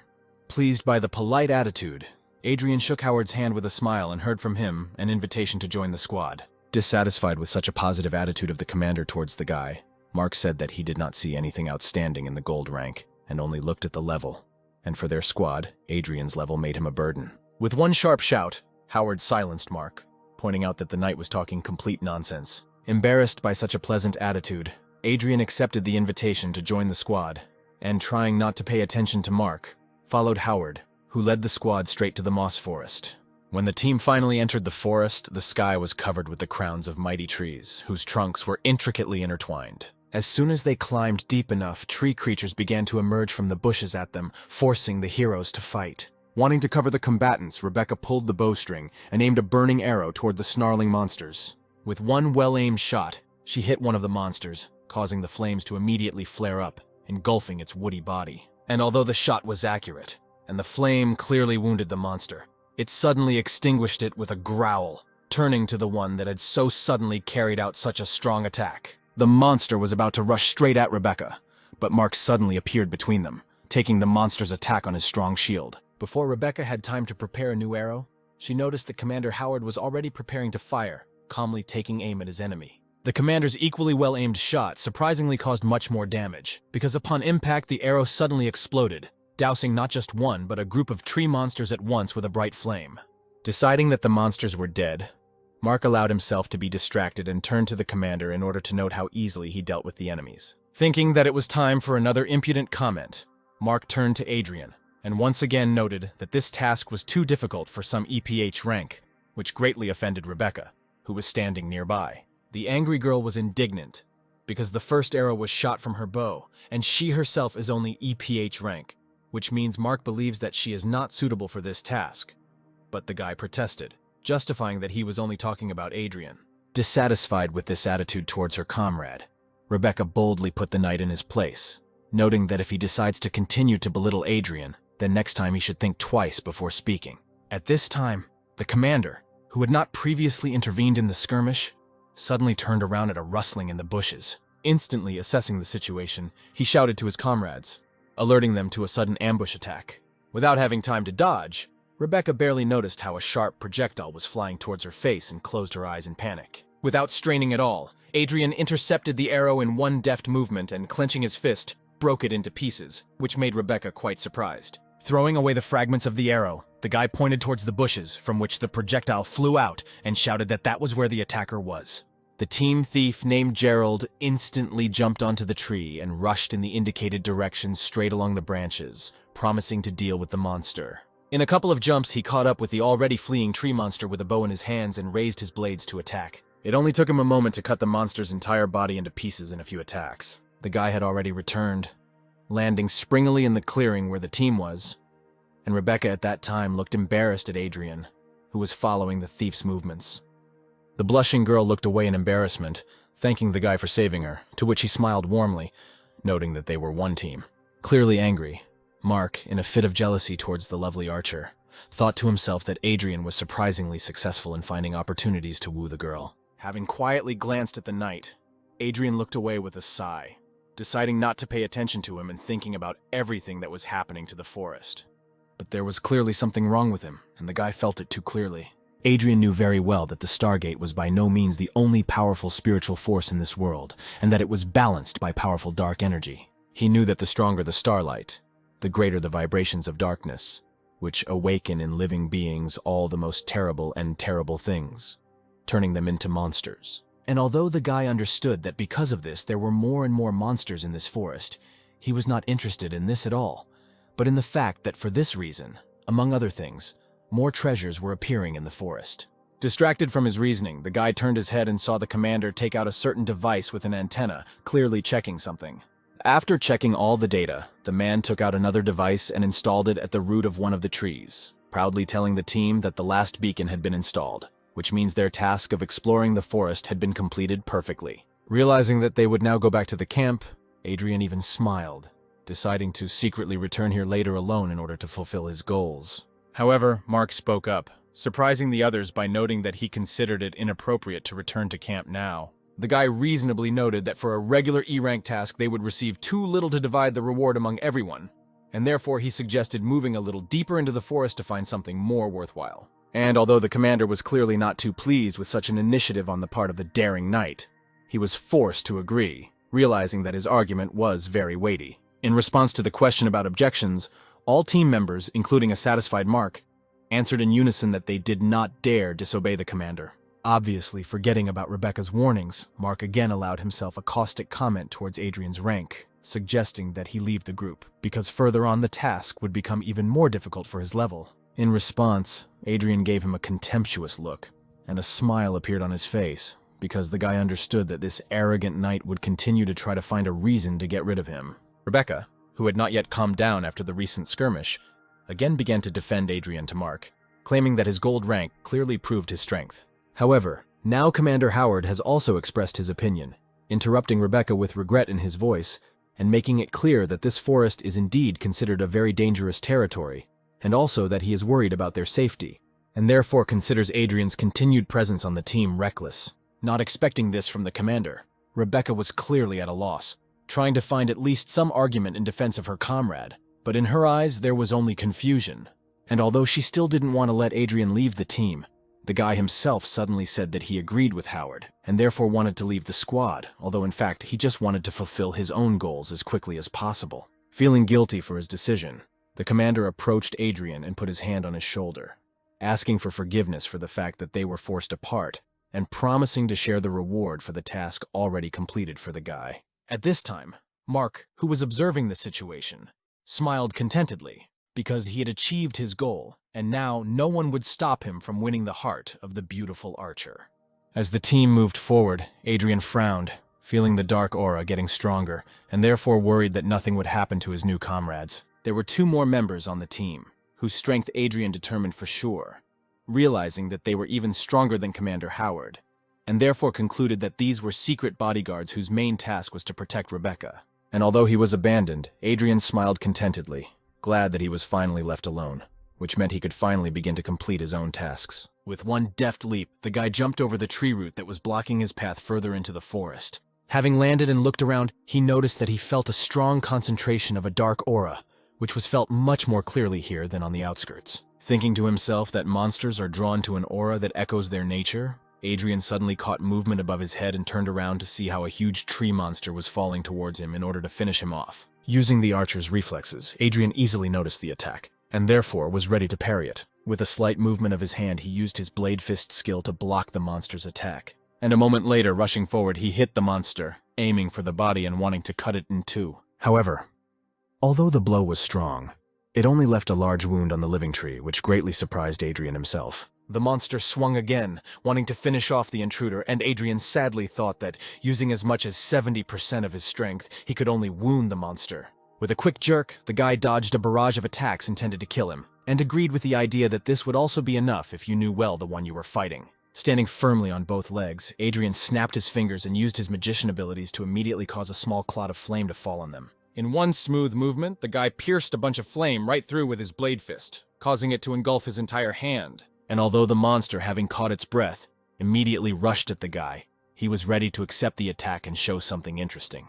Rushing towards him, the guy slipped under the enemy's blow and slashed him across the body with a blade, causing the monster to immediately burst into flames. Looking at the smoldering body of the already dead monster, Adrian allowed himself to relax a little and smiled at his own understanding that using his own ingenuity and knowing the weaknesses of the enemy, you can cope with any monster. And although he won this battle, the joy quickly faded, because Adrian realized that he had spent much more spiritual energy on this battle than he would have liked. Frowning, the guy sadly summarized that he should learn new skills as soon as possible. Otherwise, he won't go far. Suddenly, a sphere of his soul flew out of his smoldering body, full of energy, which Adrian immediately noticed. At the same instant, this sphere flew up to his mouth, and Adrian, opening it, swallowed it, feeling how his whole body was again saturated with energy from it. Adrian straightened up again and smiled, glad that he had acquired such a useful talent, which allowed him to absorb the souls of defeated enemies, not only restoring the strength spent in battle, but also becoming even stronger. Approaching the ashes of the defeated enemy, Adrian noticed something unusual and knelt down next to the curious object. Having picked up a stone full of dark energy from the ground, Adrian noted, not without interest, that the further he moves into the forest, the more often he finds similar stones in the corpses of defeated monsters. Having examined the next stone from all sides, the guy remembered that he had read that such stones contain the energy of stars, although 10 times less than in star stones. And in addition to this energy, they are filled with a dark aura, which makes them dangerous for ordinary people. Smiling at the unexpected discovery, the guy thought that for any awakened person the stones would be absolutely useless. But for him, this is far from the case. Sitting in the lotus position, Adrian concentrated on the stone, and it soared in the air right above his palm, sparkling with the energy that overwhelmed him. Just in time, Adrian knew a special technique that made it possible to get rid of the dark aura inside the stone, and cleanse the energy of the stars, which the guy himself could absorb, and therefore he, clenching his fist, broke the stone into small fragments. While he was busy purifying and absorbing energy, several more tree monsters lurked in the bushes not far from him. Naturally, the archer's reflexes helped the guy spot them, and therefore, having quickly finished his ritual, he even smiled, realizing that he would now receive even more stones he needed. Straightening up to his full height, he once again combined the blade fist technique and the magic flame, preparing to take on even multiple enemies at once. If he had looked around, he would have seen that the monsters had truly surrounded him and were about to feast on his flesh. But the guy was not going to give them such an opportunity. Overwhelmed by the thirst for a good fight, the guy himself rushed into the attack, showering his enemies with a flurry of fiery blows that left terrifying wounds on the tree monsters. Those who survived Adrian's attacks could no longer fight, but most were instantly covered in flames, devouring the monsters' wooden bodies in an instant. Adrian felt unsurpassed, remembering those exciting times when, as a god warrior, he fought entire armies single-handedly. And the thought of this almost cost him his life, because in an instant, he discovered that alien claws were a couple of centimeters from his face. Using all his reflexes, Adrian managed to dodge, causing the enemy attack to fly past. The flame around his hand went out, and in a couple of jumps, Adrian found himself at a relatively safe distance from the monsters, realizing that he had become too lost in the heat of battle. And although he dealt with them well, he did not escape the fact that there were more and more monsters. However, Adrian was not going to give up so easily to some tree monsters, and therefore he called upon the souls of the already fallen monsters in order to replenish his strength and rush into battle again. Having regained his energy, Adrian felt as if he had not been fighting for the last few minutes, but was relaxing and resting, and therefore was full of strength to continue the fight. Dodging the deadly attacks, the guy spun in a fiery whirlwind, burning more and more monsters, rushing towards him for their own death. After several minutes of fierce battle, Adrian was finally able to breathe, looking with a smile at the smoldering corpses surrounding him, from which dark stones poured out, which the guy picked up and cleaned with pleasure, intending to absorb them. Suddenly, the archer's reflexes began to work again, drawing the guy's attention to the unnatural phenomenon. Turning around, he saw how the corpses of defeated enemies suddenly soared into the air and flew somewhere into the thicket of the forest. Frowning, Adrian voiced out loud the thought that everything that was happening in this forest seemed stranger and stranger to him. Looking around, the guy listened to the rustling of branches and leaves around, expecting that something was about to jump out at him again. However, without waiting for danger, the guy straightened up and looked at the tree closest to him, which seemed to be moving. At the same moment as he noticed it, the branches of this tree with incredible speed began to close around him, as if wanting to squeeze him between themselves.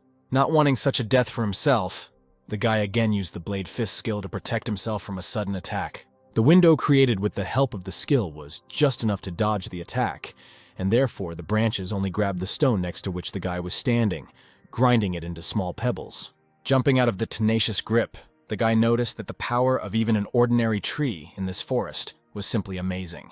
And although just a few minutes ago Adrian had dealt with a whole group of tree creatures, now, seeing the mighty living tree, he understood that he could not do anything to him, being just an F-rank warrior. Realizing the full extent of his own powerlessness in front of this terrifying creature, the guy admitted without a shadow of joy that he could only dodge so as not to be killed.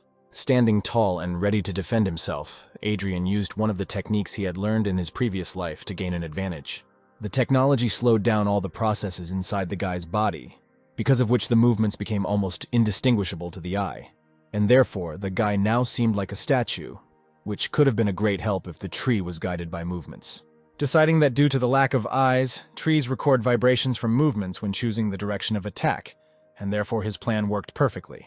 Being in a motionless state, Adrian only moved his eyes, trying to find a way out of the current difficult situation, and at the same time reasoning that the forest had mutated too much due to dark energy. Realizing that only destroying the source of this dark energy could save the forest, the guy estimated the size of its territory and sighed sadly, realizing that the search would take a lot of time. At one point, the archer's reflexes helped the guy notice another sharp movement of the branches, which suddenly rushed straight towards him, which Adrian had not expected. However, believing in his plan, the guy remained motionless, and the branches flew past him, clearly aiming at something else. A loud sound of whipping blows rang out across the forest as branches rushed towards something humanoid, quickly running away from danger. The small arboreal humanoid ran away in panic from the branches of a mighty tree who wanted to tear him into pieces. Adrian looked in the direction where the sounds of destruction were coming from and peered at the small silhouette, cowering from the fear of death. Clutching his head, the baby tried to hide from such frightening branches, emitting plaintive sounds reminiscent of the crackling of bushes. Apparently, these sounds, and the baby's trembling, were clearly felt by the tree, and therefore the branches again rushed straight at him, wanting to tear him into small planks. An eerie crashing sound was heard throughout the entire forest, with which the branches struck their target in a sweeping manner. However, there was no small tree creature at the point of impact, because Adrian, having taken off from his place, reached him in one jump, and picking him up, carried him away from the terrible tree. The branches scoured the site of the impact, wanting to find the baby's body and devour it, but there was nothing there except ruined soil and stones. Opening his eyes, the tree baby looked up pitifully and terribly at the one who saved him. Using the technique again, Adrian slowed down his movement so as not to suddenly find himself again under attack from the branches, and the baby in his arms again crackled something in his tree language. Slowly lowering his gaze and making sure that the branches did not react to this, Adrian spoke quietly, noting that a large amount of stellar energy was felt in the baby, untouched by the dark aura, and then asked if he understood his savior. Smiling rather sweetly, the baby rattled affirmatively and nodded his head, making it clear that he understood everything perfectly. Smiling, Adrian noticed that the rescued creature was quite smart, because it not only understood his speech but even thanked him for saving him. Deciding to take a risk, the guy directly asked if the kid knew where the source of the dark aura was in this forest, to which the creature actively nodded. Turning around, the baby pointed somewhere further into the thicket of the forest, clearly wanting to help his savior. Rejoicing at his unexpected ally, the guy was honestly surprised that this kid not only knew where the source of the aura was, but was also urging him on.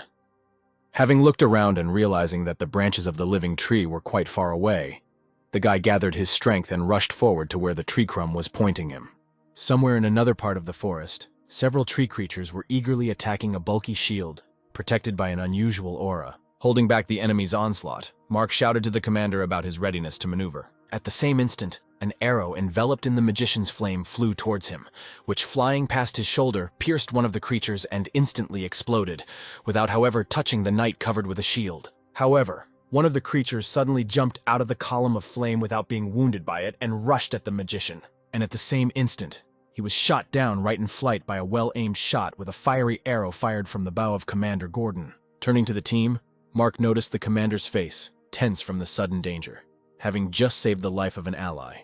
Having relaxed, the knight approached Rebecca, who had been closely following the progress of the battle all this time, and told her to remember how to properly deal with such monsters, not forgetting to note that without the burden of Adrian they were moving much faster. Frowning with displeasure and still angry that Adrian was kicked out on his initiative, Rebecca gave the guy a dissatisfied look, wondering how he could behave so arrogantly. And although she honestly tried to think about the enemies and the task, her thoughts returned to Adrian, and the girl confusedly thought that his powers were clearly much more powerful than he had shown in teamwork. Suddenly Gerald, looking somewhere towards the trees, called the commander, claiming that he felt that something was wrong. Turning to Howard, the thief pointed to the battlefield where there were absolutely no bodies of killed monsters left. With a slight but obvious trembling in his voice, the guy, alert, pointed out this fact to the commander. Noticing some movement out of the corner of his eye, Gerald suggested that the forest was absorbing the bodies of monsters, and when he looked up, he saw that the branches of the huge trees surrounding them seemed to come to life. Raising his head in surprise, the stunned Mark saw how some branches rushed towards him with extraordinary speed. In an instant, strong and thick branches entwined the body of the knight, who screamed pleas for help towards his commander. However, before anyone had time to react, the branches sharply compressed, squeezing the body of the daring knight, causing blood to splash out of his mouth, and Mark himself let out an inhuman cry full of pain. Commander Howard was about to rush to the aid of his comrade, but realized that he was too late, and therefore took a step back, approaching his allies, his jaw clenched tensely. Clutching his bow tightly, he tried to understand what was happening around him, as his team formed a protective circle. Casting a sad glance at the murdered Mark, Howard suddenly noticed how smaller branches entwined his body from head to toe. The knight's body changed, his skin turned gray and his eyeballs turned black, and the corpse spoke in a hoarse voice, turning towards his former comrades, threatening them with death for invading the territory of dark forces. With pain in his eyes, Howard looked at what his comrade had become, regretting that he could not save him, and summing up that the demonic tree had devoured Mark's soul and taken his body. Rebecca asked in a panic how it was possible for a rank E tree to be able to kill an awakened one of the same level so easily. But the demonic knight had already rushed to attack his former comrades. Realizing that it was no longer Mark in front of him, Commander Howard pulled his bow and aimed a burning arrow at the monster, intending to end his life this time forever.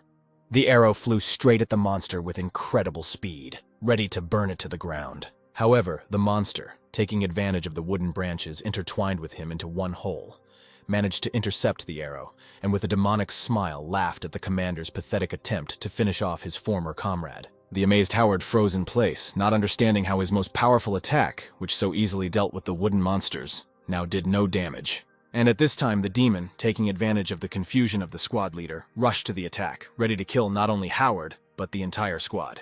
For the first time in a long time, Commander Howard truly felt the fear that took his breath away and chilled his body, which is why he didn't even hear Rebecca screaming at him asking him to dodge. Frozen in place, the man only had time to think about how to dodge, but was unable to move a single muscle. And although Howard could not defend himself in any way, the monster was suddenly carried away from the man by a blade-sharp gust of wind, called from Rebecca. Covering himself with his mutilated hands, the monster jumped a few steps to the side, never reaching the commander with its razor-sharp claws. At the same instant that the blow reached the monster, the commander was picked up in one jump and carried even further away from the monster by Gerald, who suddenly appeared nearby. Leaving the commander in safety, the guy straightened up and approached the one who caused that gust of wind of incredible power, and Howard himself, realizing that the gust of wind spell belonged to the D rank, asked if their comrades belonged to this very rank. All this time, a magician named Matthew, who had been helping only with low-rank spells, threw back his hood and admitted with a sigh that he did not want him and Gerald to be discovered so easily. Rebecca, who began to guess what was happening, looked at the thief and the magician, wanting to ask a question that suddenly appeared in her head. But Matthew interrupted her. Glancing briefly at the girl with his golden eyes, the man confirmed her unspoken guess, saying that they were sent by the Rebecca family to protect her. The archer's gaze clearly showed the pain that arose from the realization that even her own family did not believe in her strength. Realizing that now was not the time for conversation, Gerald rushed into battle, assuring his ward that everything would be fine and entrusting cover to his faithful fellow magician who was already casting a new spell. At the same instant as the thief's blades clashed with the monster's incredibly powerful hands, the magician finished casting the spell, and another windy attack hit the enemy, causing the sound of an explosion to be heard throughout the forest. Even despite the teamwork of the powerful tandem of a mage and a D-rank thief, who were covered by as many as 2 archers, the monster skillfully fought 1 against 4, which caused great bewilderment for Gerald, who was beginning to run out of steam. The exhausted archers were breathing heavily, Matthew was holding his wounded side, and Gerald was clutching his blades with already very sore hands, not intending to give up. It turned out that the tree that killed Mark and merged with his body was changing his body worse and worse every second, making him not just a monster, but a real tree demon, whose bloodlust was visible in every movement and even glance. Even the unwounded monster suddenly roared, and the already powerful body looked many times stronger than it was. Realizing that the battle was going completely against the team, Matthew made a difficult decision, intending to protect Rebecca at all costs, and therefore, folding his hand into an unusual symbol, the man began to use a new spell and asked Rebecca to run when it was ready. Looking around at her exhausted team and the rather tired Rebecca herself, she tried to disagree, realizing that without her, the squad's remaining chances of survival would be completely lost. At the same moment, when she tried to voice the reason for her refusal, Matthew used a spell, immediately causing 2 gusts of wind of incredible strength, cutting through huge roots in its path and rushing towards the girl. And as soon as the magical wind reached the archer, it suddenly began to spin, gently picking her up and lifting her into the air, dragging her somewhere deep into the forest, away from the battle. The girl, who had fallen to her knees far from the battlefield, raised her head, shocked that they had done this to her. And although she wanted to return as quickly as possible, a sudden crunch of branches from the side made her turn her head towards the bushes, from which other monsters were running towards her.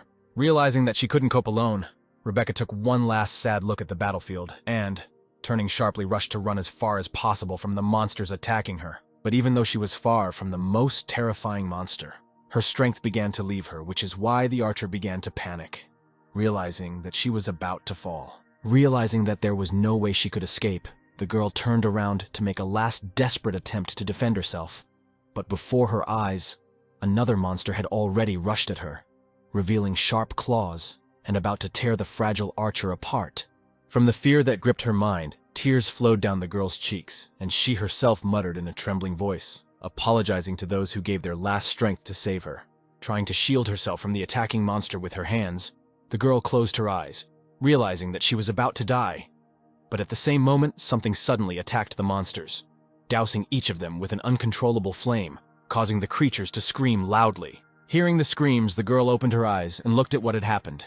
But when she saw the one who protected her, she opened her eyes in shock. Adrian, standing at his full height, turned his head to Rebecca, wanting to assess whether she was injured, although the girl herself looked at him with much greater curiosity, because his hand was blazing with both flame and unusual pink energy. Turning his head back towards the enemies, Adrian, concentrating, asked the girl what happened to them, since she found herself alone against 3 monsters. The girl, amazed by the spectacle, looked at Adrian without looking away, and instead of answering in a trembling voice, she only asked how he could so easily deal with 3 E-rank monsters alone. Sighing, the guy glanced at the new creatures that came closer, growling towards the couple and wanting to kill both. Realizing that it would be much more difficult for him to fight and protect Rebecca at the same time, Adrian decided that it would be much better to use a different strategy, and therefore, with a smooth movement, he put his hand on the archer's waist, pulling her towards him, which caused incredible embarrassment on the part of the girl.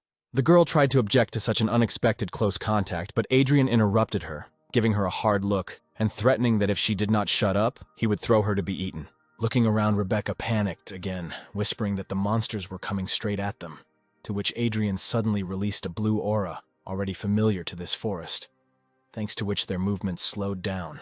Immediately after this, the monsters, who had previously been running straight towards the couple, for some reason ran past, and then stopped altogether, looking around lostly in search of the suddenly disappeared prey, which greatly surprised Rebecca, who realized that the monsters did not see them at all. Confused again, Rebecca looked at the guy again, thinking that this was the skill he received for passing the gold rank test. And although Adrian tried to concentrate on the enemies, he couldn't help but notice that for some reason the girl pressed herself even closer to him, which greatly embarrassed the guy. In the end, when the monsters dispersed, Adrian led Rebecca somewhere deep into the forest, where they found a safe enough place for them to rest. Crouching under the roots of a large but lifeless tree, Adrian sighed, leaned back on the roots, and again asked what had happened to the detachment. Having scorched the girl with a stern look, he asked directly how she could get lost alone in the forest if their team included as many as 2 awakened D ranks. Rebecca, who had been embarrassed until this time, opened her eyes in surprise because she did not expect that Adrian was so strong that he could easily understand the level of power of those about whom she herself knew nothing. Shaking her head and throwing out the embarrassment of the guy who saved her, the girl indignantly asked how he knew that their comrades were of higher rank. The guy, who did not give in to pressure, directly said that he had eyes, and he simply could not help but notice this fact. Without taking his stern look off Rebecca, the guy said that they weren't even particularly hiding, because even before the guy left, they boldly used their abilities, and the archer simply didn't notice. The guy harshly reprimanded the girl because she is a gold rank archer, which means she should have noticed it herself. But Rebecca turned out to be so inept that she missed simple information that was right under her nose. Hugging her knees and closing her eyes, the girl sobbed, in a trembling voice agreeing with the guy's words and confirming that she was weak, because if she were stronger, she would not be a burden to her comrades.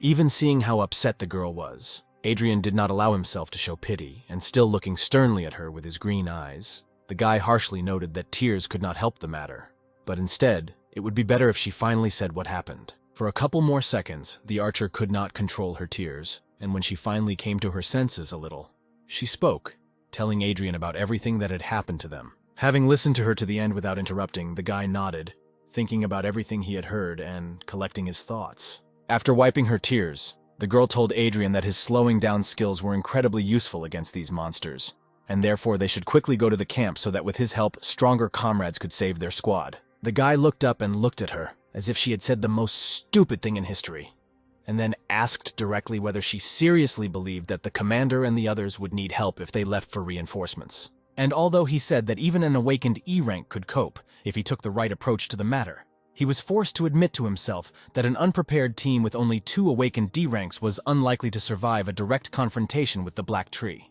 Rebecca sadly admitted that after the tree killed Mark and took over his body, even the well-coordinated tandem of 2 awakened D ranks was useless. In the end, having received all the necessary information, the guy put his hands on the ground and stood up, finally getting ready to get down to business. Turning to Rebecca, who was still sitting on the ground, Adrian called her behind him, asking her to take him to where the battle was so that they could provide support to the squad. At this time, on the battlefield, gusts of wind, swirling into a whirlwind, cut through the air around them. Mark, who had become a demonic monster, showered the magical barrier with a flurry of attacks of incredible power, wanting to get to what it was covering. The wounded Matthew, whose face was bruised, held his hand in front of him and firmly looked forward, supporting the spell with all his strength, because he understood that as he stood, the wind would weaken, because of which both the magician himself and his unconscious comrades would be instantly killed. At this time, Adrian, holding Rebecca in his arms, landed on a branch nearby and looked around the battlefield where the demon was still attacking the vortex defense. Surrounded by an aura that slowed their movements, they looked around the battlefield, realizing that the situation was dire, and Rebecca decided to ask Adrian if he had some kind of plan. The girl was firmly convinced that Adrian would be able to deal with this monster, but the guy interrupted her and, throwing a sad look, confidently said that he couldn't handle it himself, but Rebecca could. Remembering how the last battle ended, the archer was surprised by Adrian's statement, because she even doubted that she could cope with simple tree monsters, let alone this demon. Looking sternly into her eyes again, the guy directly said that she should learn to use her gift received from the gold rank test as soon as possible. In a harsh voice, the guy mentioned that she had never used a single skill yet, which made him doubt whether she deserved her gold rank. Turning to the monster, the guy summarized that she needed to learn to use her skill now if she wanted to save the commander and those who were ready to give their own lives for her. And although the girl received her skill on the same day as Adrian, she guiltily looked away, and then looked at him again and asked him to teach her. Sighing, the guy softened his voice and said that she should use her heart, and that it was there that she would find the answer to this question. Closing her eyes, the girl tried to concentrate, and after a couple of seconds, her eyes, from which a golden glow emanated, opened, and a golden mark lit up on her forehead. Looking into the archer's eyes, the guy immediately realized that she had acquired the Eagle Eye skill, which is considered very strong among all gold rank skills. Having examined the girl, in whom there was no trace of embarrassment and awkwardness, the guy even thought with some pride that she was strong enough to reach S rank under his mentorship faster than in 10 years.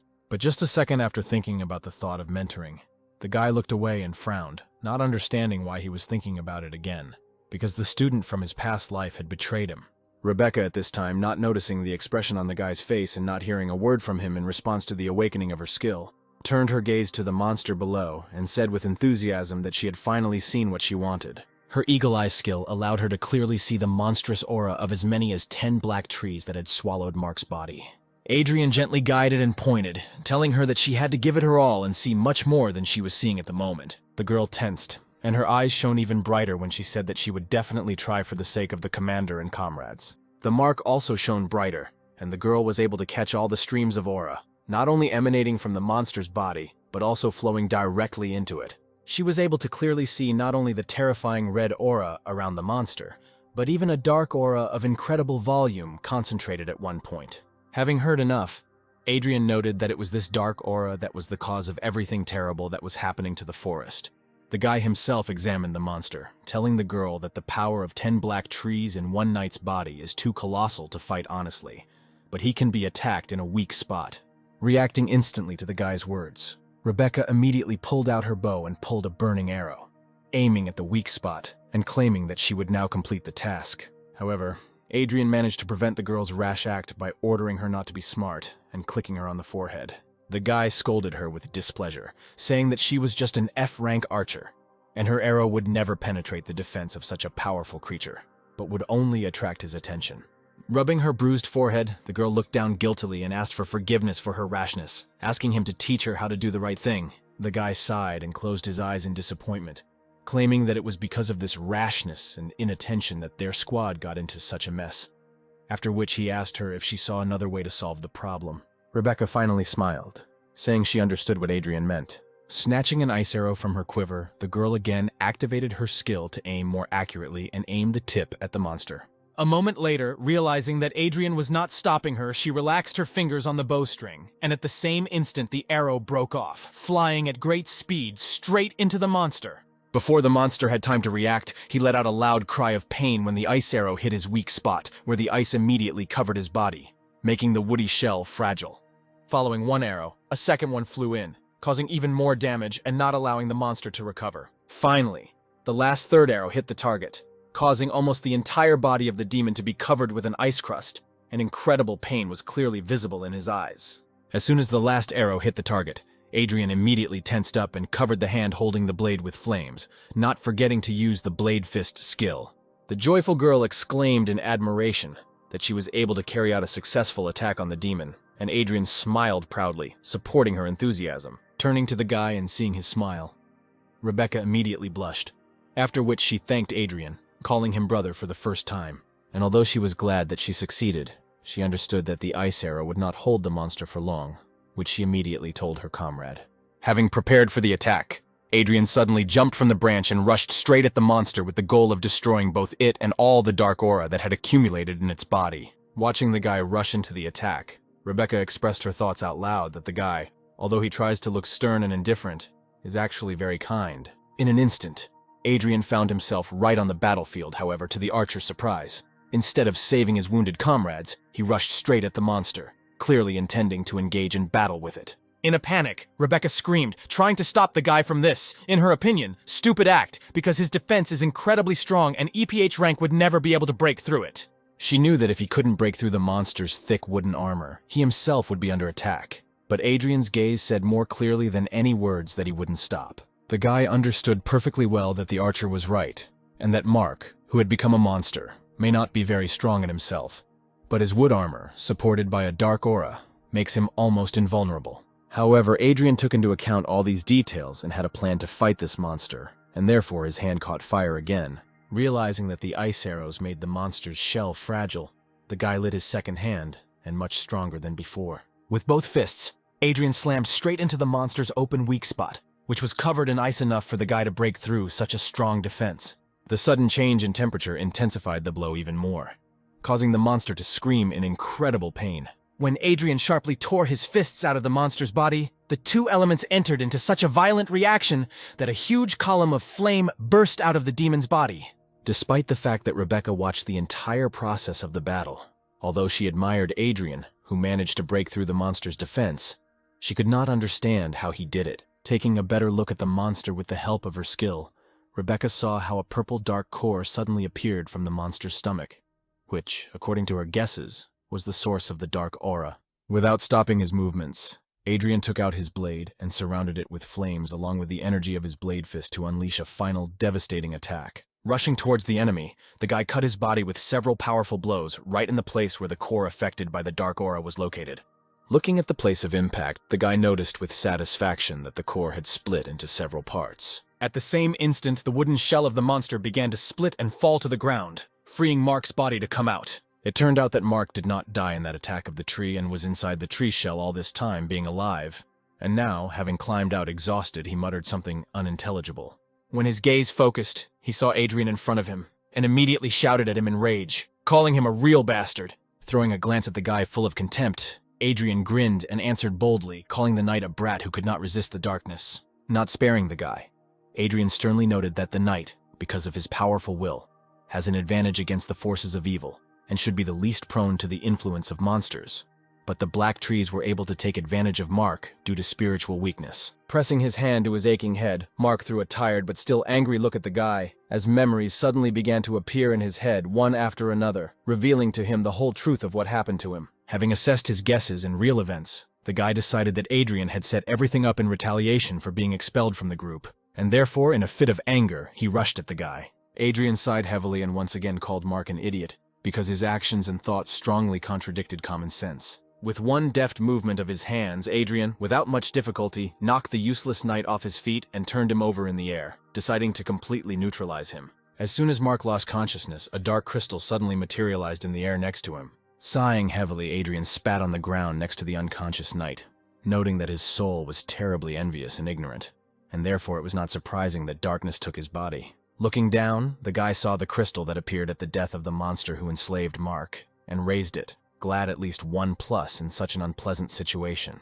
Holding it in his hand, Adrian assessed the stone and realized that it was much better than all the ones he got from killing ordinary tree monsters. Concentrating his aura, the guy noticed, not without irony, that a dark aura without a master was trying to subjugate him. And then he relaxed his fist, grinding the crystal and releasing its energy for subsequent purification and use. When Adrian absorbed the energy, he looked around and noticed that the branches and leaves of the black trees around him began to dry out and the aura weakened.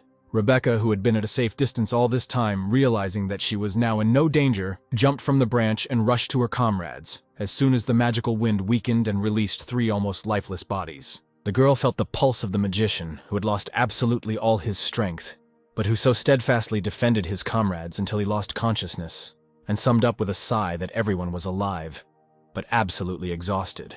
Turning to Adrian, Rebecca thanked him from the bottom of her heart, admitting that without him and his help, they would all have died here. Coming close to the archer, Adrian looked into her eyes and said with a smile that simple gratitude would not be enough, which again caused a blush on the girl's cheeks. Rebecca, taken aback by the guy's pressure, even trembled with embarrassment, as did her voice when she tried to find out what he was talking about, although she herself had already thought about something extremely obscene.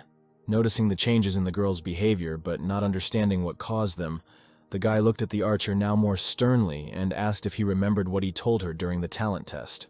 Taken aback by the realization that she had understood everything wrong, Rebecca, upset, remembered that then Adrian asked her to keep everything a secret, and this time it turned out he asked for the same thing. Having praised her for her quick wit, the guy put his hands in his pockets and casually walked away from the clearing, telling the girl that it was now safe here, and she better not go anywhere while he was doing business. The archer asked what kind of business he might have now, to which the guy relaxed and calmly said that he was going further into the forest to completely destroy the Dark Scourge. The amazed Rebecca, who thought that the core in Mark's body was the source of the dark aura around her, wanted to ask again, but Adrian had already left. Just in case, again, using the technique of slowing down movements, Adrian moved through the forest, focusing on his own sensations. Peering at the trees around, the guy noticed that all the trees affected by darkness began to dry out, which only confirmed his guess that with the destruction of that core, the darkness in the forest became much less. Suddenly, from under Adrian's suit, the same baby he had recently saved from the black trees appeared. Before this, Adrian walked straight to where the same little guy was pointing, until he heard the sounds of carnage, which is why he had to turn around. But now, after stroking the little one on the top of his head, the guy asked him to show him again where to go. Satisfied that he was safe and being given affection, the baby gladly helped the guy again, pointing him to where the main source of the dark aura was. Having covered a long distance in the direction where the tree baby was pointing, the guy finally reached a truly colossal tree, whose top was without a single leaf and whose branches were blacker than night. Looking around, Adrian noticed out loud that the environment smelled terribly of rot, and the dark aura was felt much stronger.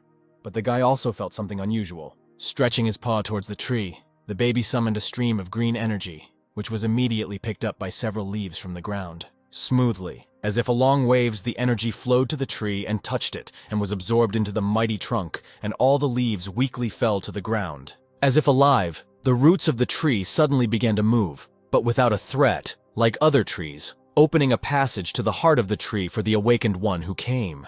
Delighted that he had such a useful kid as an ally, Adrian smiled and moved inside the tree, noting that without him he would never have been able to get here. When the guy went inside, the roots began to move again, now blocking the passage, and Adrian asked the little one if this was where he himself had come from. The guy reinforced his question with stroking, and the baby in response again crackled something in his own language, unfortunately, incomprehensible to Adrian. Adrian, in turn, deciding that this was an affirmative answer, wondered how such a sweet and kind creature could appear from a place affected by a dark aura.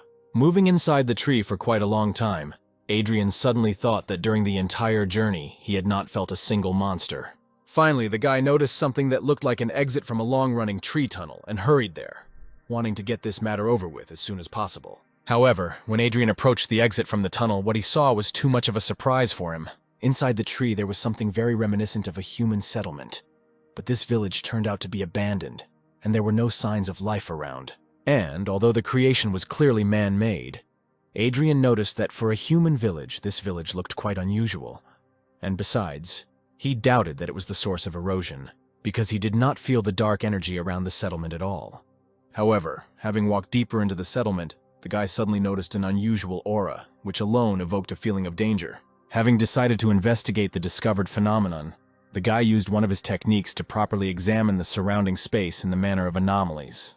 Waves of energy spread out from him along the walls and the ground, and then returned, revealing to the guy more and more clear information about the energy surrounding this place. At one moment, Adrian turned sharply in the direction from which one of the waves brought a feeling of strong dark energy that would have caused great fear in any other person.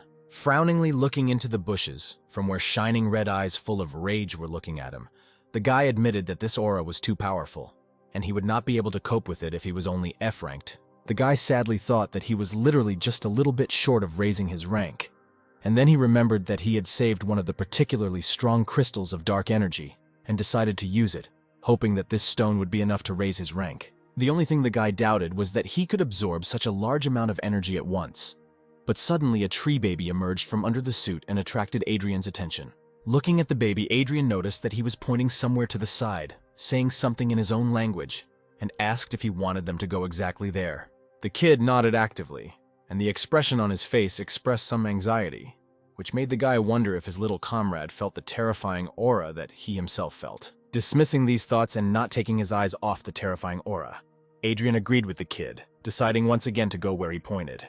Having walked a little further into the village, bypassing the place from which a terrifying aura was felt, Adrian suddenly emerged from the cave in which the settlement began and saw a small tree standing close to a flimsy fence. Boldly jumping from the guy's arms, the baby approached this small tree, looking at it with care and affection, and touched its trunk, again causing smooth flows of green energy that merged with the internal energy of the tree. Flowing inside the tree, the energy reached the branches and divided into several streams which, released outward, were transformed into spheres floating in the air with images that turned out to be the memories of the Ents. Peering into the spheres, the guy saw in them how in the past life in this village was in full swing.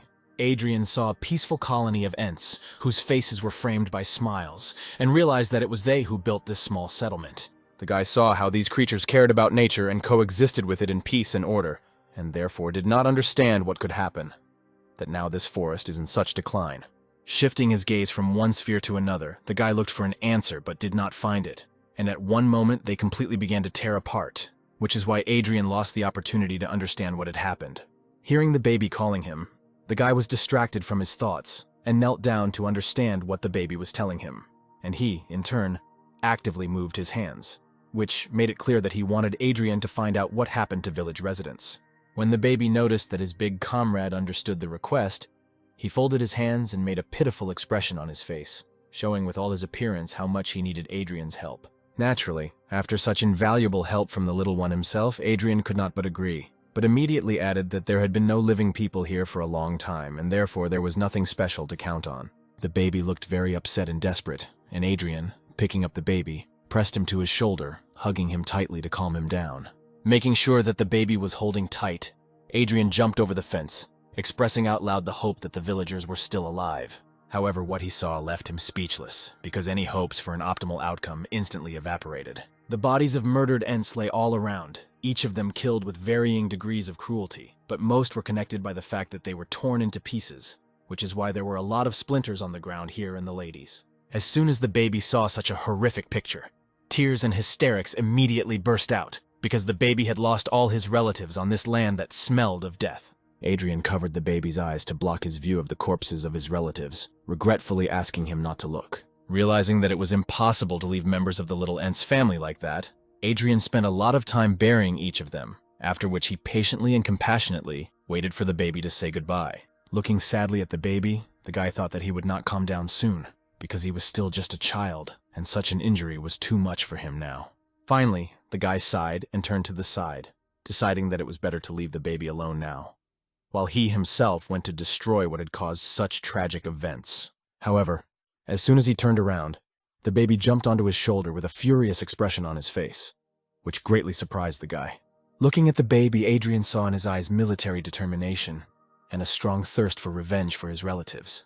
And although Adrian understood that this lesson was too harsh for the kid, the guy stroked him on the top of the head, noting out loud that now he understands that good must be repaid with good and evil with evil. Returning, Adrian stopped when he again felt the dark aura of death and invited the kid to look around in the manner of something unusual. Looking in the direction where he saw a terrifying, cruel look, the guy did not find anyone there and moved on, reaching the place where the dark aura was felt so clearly that it could be felt powerfully on the skin. Concentrating around himself an aura of slowing down the flow of energy for less noticeability, the guy rushed forward, and the dark fog instantly surrounded him, but did not cause any harm.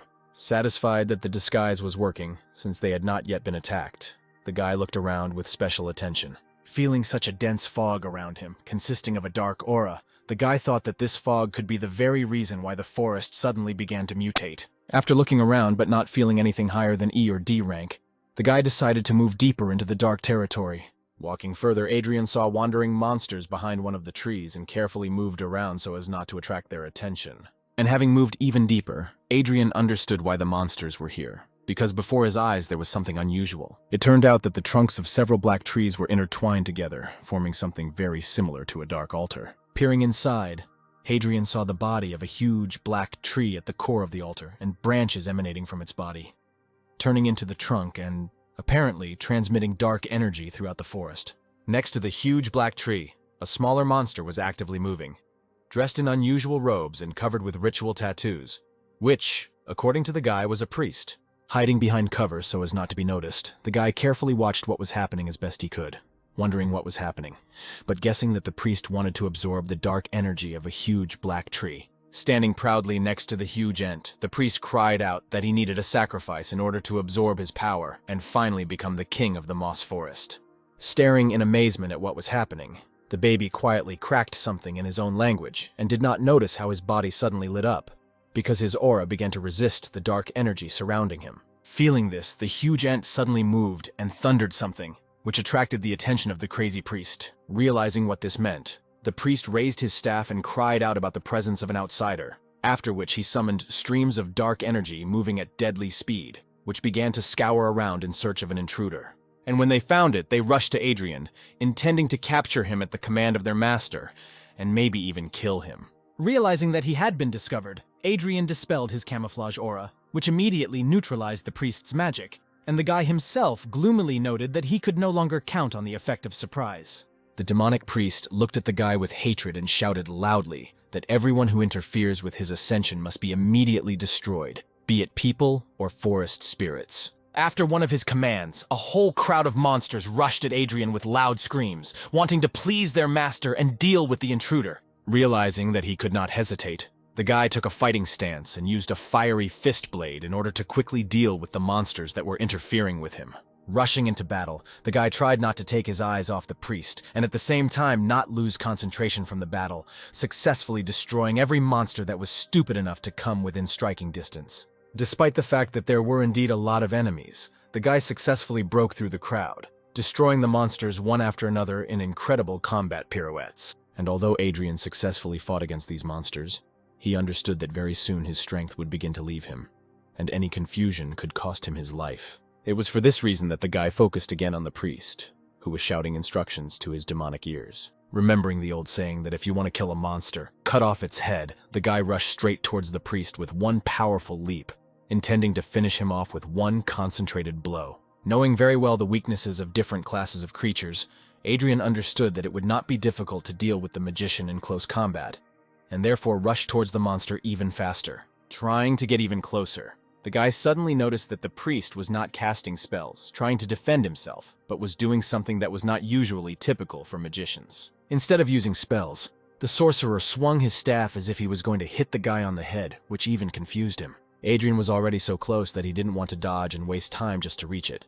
but the magician's blow touched the ground and in a powerful stream of energy, crushed the stone exactly in the place where Adrian had just been. Having landed irritably, the guy angrily noticed that the strength of this magician was equal to the strength of a mid-ranking warrior, and therefore Adrian was forced to dodge to save his own life from the blow. Straightening up and taking a fighting stance, Adrian watched as the monster with a gesture attracted some plates that looked very similar to metal. Frowning, the guy realized that the battle would be much more difficult than he had expected.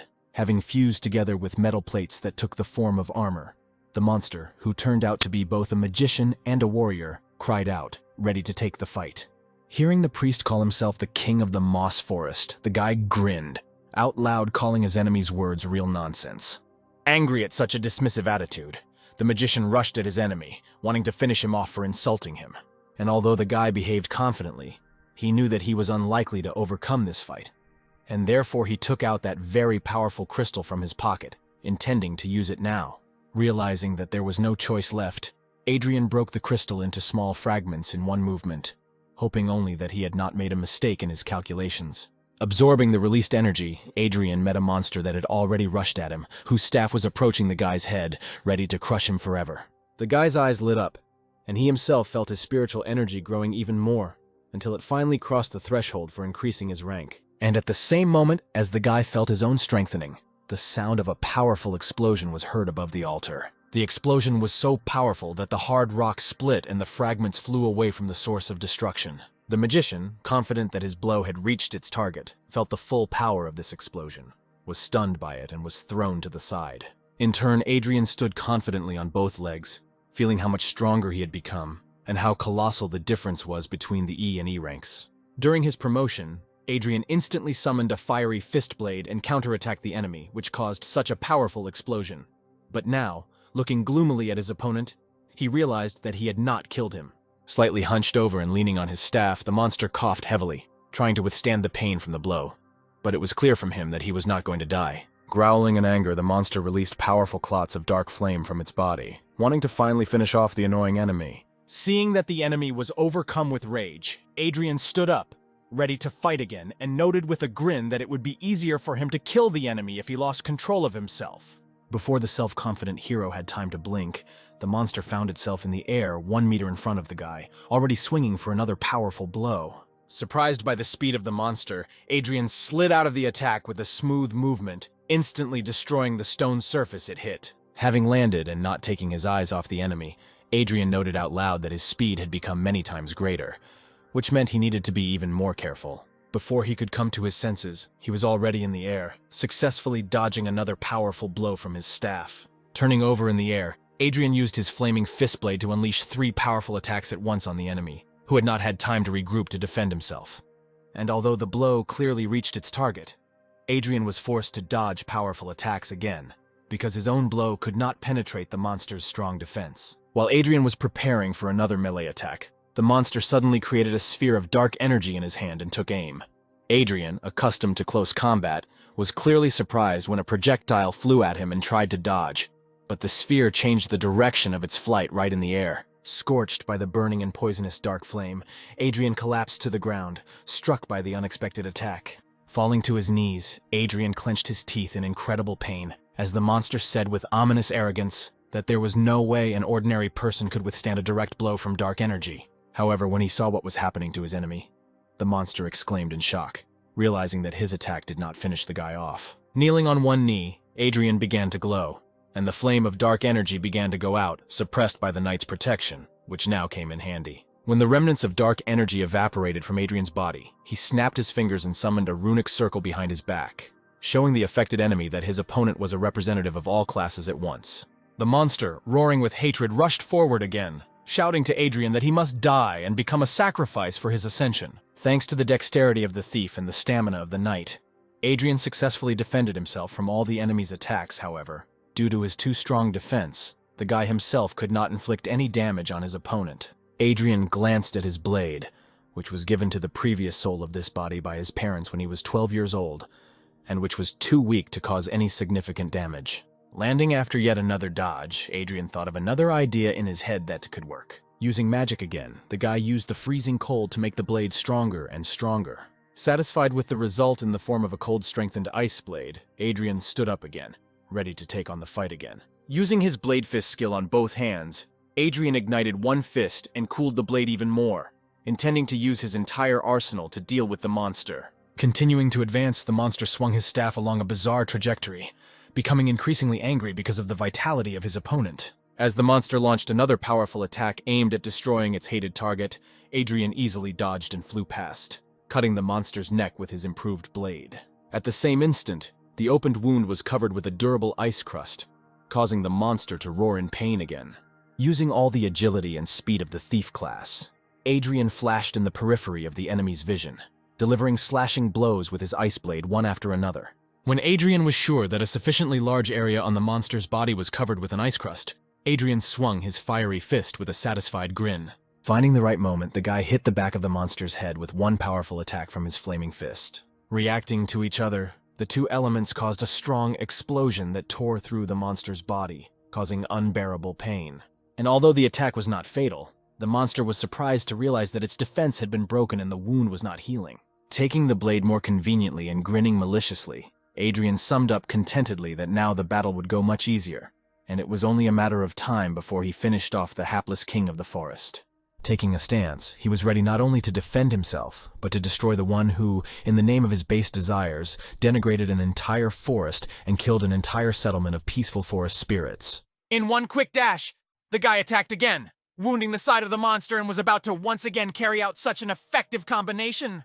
Realizing that he was in a losing position, and that the battle could soon end with his own death, the monster felt real fear for the first time during the battle. Without attacking in response, the monster used its mighty strength to jump as far as possible from Adrian, who at first thought that the enemy was running away, but it turned out that the jump had a specific purpose. The dark priest used his magic to cut through those branches that held the huge ent in place in an unconscious state, causing his eyes to suddenly light up. The awakened monster of colossal size roared, waking up from sleep and feeling an unbearable thirst for blood. Realizing that the guy would not leave his enemy alive, the priest grinned as the huge monster tensed, freeing itself from its shackles, and said confidently that if he was destined to die, they would die together. Adrian looked at the monster, not particularly surprised, but he realized that the situation was desperate because the huge monster was clearly D rank, if not stronger. Concentrating, Adrian felt how the entire dark aura of the forest was concentrated in this one terrifying giant, which left no chance for a successful battle.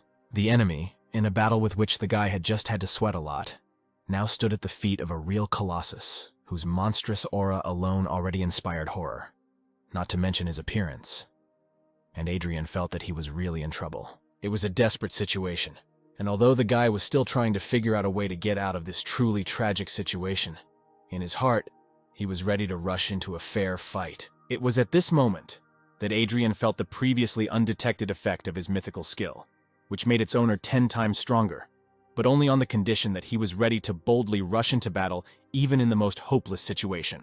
At the same time, in another part of the forest, Rebecca was sitting near the bed built for her wounded comrades, looking around to barely notice the attack and protect them, when she felt the vibration of her badge. Taking the token out of her pocket, the girl touched it with her finger, and a voice was heard from the token. notifying that very soon the rescue squad would reach them.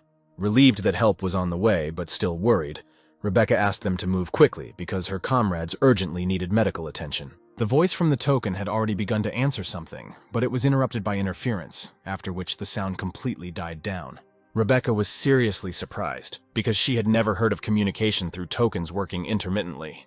Hearing a sound so loud and booming that it reminded her of thunder, the girl raised her head and saw a huge column of dark energy, so strong that it pierced the skies, coming from the depths of the forest. Amazed by what she saw, the girl thought in fear that Adrian had gone there, which means he could be in great danger. At that time, Adrian stood in a fighting stance in front of a real titan, whose body was literally glowing from incredible amounts of dark energy permeating his body. The guy tried to maintain the firmness of his stance, but powerful gusts of wind and fragments of stones forced him to move. Adrian tried to assess his strength and realized that the monster was still D rank, but the entire dark aura of the forest flowed towards him endlessly, making him much more powerful than he was while he was inside the tree. And although Adrian understood that he was unlikely to survive a long battle of endurance, his spirit was captured by the anticipation of a great battle, and his heart, surrounded by a shell of mythical talent, beat faster. Adrian felt the flames of his powerful spirit engulf his body, causing no damage, but enhancing all his senses tenfold. Finally, the giant moved and, spreading his legs, raised both fists for his most powerful blow. In turn, the flame of the spirit that scorched Adrian's body had already engulfed the guy entirely, leaving him with the last hope of victory. While the demonic priest laughed, standing aside and watching how the mighty titan attacked the awakened one, Adrian concentrated all the power of his spirit in his body, intending to finish off the monster with one blow. Adrian put everything on the line because if he fails this attack, he will never leave this forest. However, everything turned out completely differently than the guy expected, which is why his face showed surprise that was so unusual for him. The huge root attacked the demonic priest with incredible speed, breaking bones with a powerful blow. The blow turned out to be so powerful that the monster flew into the rock with great speed, causing rock fragments to fall around. From where the demonic priest fell, a faint groan was heard, full of pain and disbelief at what was happening. Because of his broken back, the priest could not stand up and was forced to lean on his hands, trembling in pain and trying to ask in a voice full of suffering how the giant could attack his relative. However, instead of answering, the priest, raising his gaze, saw several colossal roots falling on him at once at a speed that was not natural for such a size, which, upon landing, immediately showered the monster with a series of blows so powerful that no living creature could survive them. Adrian was honestly amazed that the situation, which seemed absolutely hopeless to him just a second ago, had changed to incredibly optimistic. When the roots stopped hitting the demonic priest, his crushed body was driven a full meter into the rock. The huge giant let out a cry of rage and pain when he saw that the very monster that had enslaved him was finally dead. The colossal roots did not stop moving because the monster's enormous rage did not fade away, and, casting an angry glance at the crowd of black trees, the monster ordered the roots to destroy them. Until recently, Adrian himself had escaped from the living roots, and now he watched with interest as they destroyed the filth that had afflicted this great forest. Looking at the massacre inflicted on the monsters, the guy was amazed, realizing that he had seriously underestimated the one with whom he was going to fight to the death just a couple of minutes ago. Turning to the giant, Adrian saw the giant take a step towards him and tensed, again taking a fighting stance, ready for battle. The spirit flames, supported by the mythic rank skill, engulfed Adrian's body once again, ready to fight even after seeing the unstoppable power of this mighty forest spirit. Having prepared the blade, Adrian looked up and saw how the giant took another step forward, which means that the battle cannot be avoided, and it will not even be possible to escape, because the roots covered almost the entire clearing. At the same moment when Adrian was ready to fight, from under his suit, a tree baby jumped right onto his head, who, looking sternly at the giant, aggressively crackled something in his tongue, spreading his paws as if protecting the guy with his body. The green energy of the forest spirit lit up in the baby's eyes, just like that time when he connected his soul with the energy flowing in the small tree near the fence. Stretching out his hand to two friends so different from each other, the giant again revived the roots, which, like snakes, surrounded both him and Adrian and the baby. Seeing how the roots cut off any path to salvation, Adrian doubted whether a skill that increased his strength tenfold would help him cope with such a formidable enemy. However, the flame of the skill went out in an instant, as soon as Adrian saw something that he did not expect even more than an attack on the demonic priest. Stretching his arms out to the sides, the giant pierced his own body with huge living roots, which incredibly surprised the one who just a few minutes ago was ready to fight the Colossus to the death. As the roots crawled out of the titanic body, huge streams of dark energy began to leave his body, and small fragments of life-giving green force began to appear around him. Struck by his own attack, the giant still stood on his strong legs, but in the end, his strength left him in the same way as the dark aura, because of which the Colossus staggered, and rolling his eyes, fell on his back, causing a sound similar in volume to a thunderclap.